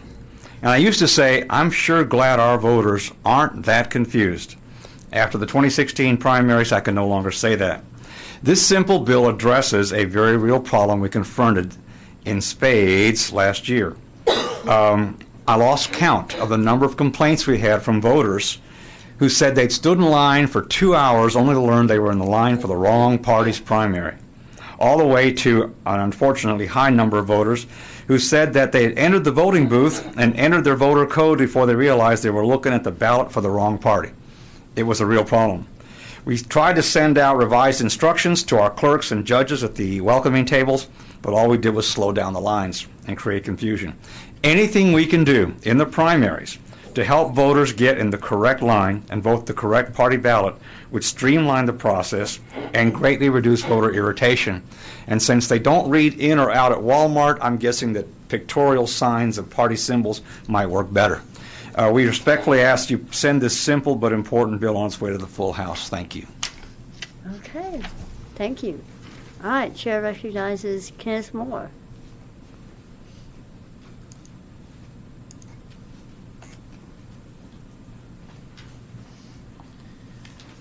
Thank you, Madam Chair. My name is Ken Moore. I am a GOP precinct chair in Harris County, and I'm also a member of the Harris County Republican Party Ballot Security Committee. I am here to support HB 1707. I served as a presiding judge in the 2016 primaries and the primary runoff. Election day, I had 4 precincts combined in my polling location, and on the primary runoff, I had 18 precincts combined. In both cases, both parties were in the same building, in fact, in the same room, holding their elections. On both occasions, I had several voters confused about which side of the room to go to cast their vote. Many waited in the wrong line for a significant amount of time before realizing they were in the wrong line. One disabled man sat next to me for about 20 minutes until he figured out he was in the wrong place. Now, on Election Day, I take you back there, nobody anticipated the volume of voters we were going to have in Harris County, and I think that was statewide. We had a lot of people come through, and the confusion was awful. People would get in line, and they would wait for an hour. Then realize they're in the wrong line, they had to go to the other line and stand behind there and wait until it was their turn to vote. It's happened many times. When they realized in the wrong line, they had to go and wait. Many, of course, were very upset. At one point, my AJ, my alternate judge, volunteered to go outside and sit in a chair and try to tell people, okay, get in the room, go to that side for the Democrats, go to this side for the Republicans. And I'm sure that helped some. But we still had a lot of confusion. People came in and went to the wrong lines. HB 1707 addresses this by calling signs calling for signs to be displayed identifying which party is holding their election at which polling setup. I think this is a very simple, common sense step, which I think will be very helpful in future elections. And I would urge you, please approve this to be passed on to the floor. Thank you very much. Thank you. All right. We have one more witness, and I think, can we make it quick? Because we're going to lose our members, and some folks want their bills voted out. Not to be rude. Come on up, Bill Fairbrother. Bill Fairbrother, TRCCA, testifying for HB 1707. Would like it as is. Sounds like we'll love it when we get the substitute. Thank you. Okay, thank you. And yeah, we have Secretary of State here as a resource witness if anybody has any questions. But remember, you question it too long, we lose votes. Okay. All right. Hearing none, then Chair recognizes Representative Swanson to close. Thank you, Madam Chairman. I believe that the need for these signs is self-evident, and I would just move that as soon as we come back with the improvements that we mentioned, that at that point it's a committee. Okay. All right. And so Chair withdraws. Chair will leave House Bill 1707 pending at this time. Thank you, Rep. Swanson. Okay, your first bill to lay out? Was it? Oh, all right. All right. You did a good job. I know, we should have made you go down the podium. We'll do it on your next bill. Okay, so, did a good job. All right, at this time, are we all ready? Everybody got the list? Everybody's okay? All right, at this time, the chair would like to take up some pending business. The chair lays out as pending business. Our first bill is House Bill 199 by Representative Bernal. Now, y'all have all the bills. I can read everything. If y'all are okay, we can just go ahead and vote. Are y'all okay? Okay. It's Representative Bernal's bill on Countywide polling. yes, countywide polling places. So, if there are no questions, then Representative or Vice Chair Israel moves that House Bill 199 be reported to the full House with a recommendation that it do pass, be printed, and placed on the probably the general, yes, since not everybody's here, calendar. Clerk, please call the roll. Chair Laubenberg. Aye. Vice Chair Israel. Aye. Representative Anderson. Representative Fallon. No. Chair Larson. Aye. Representative Reynolds. Representative Swanson.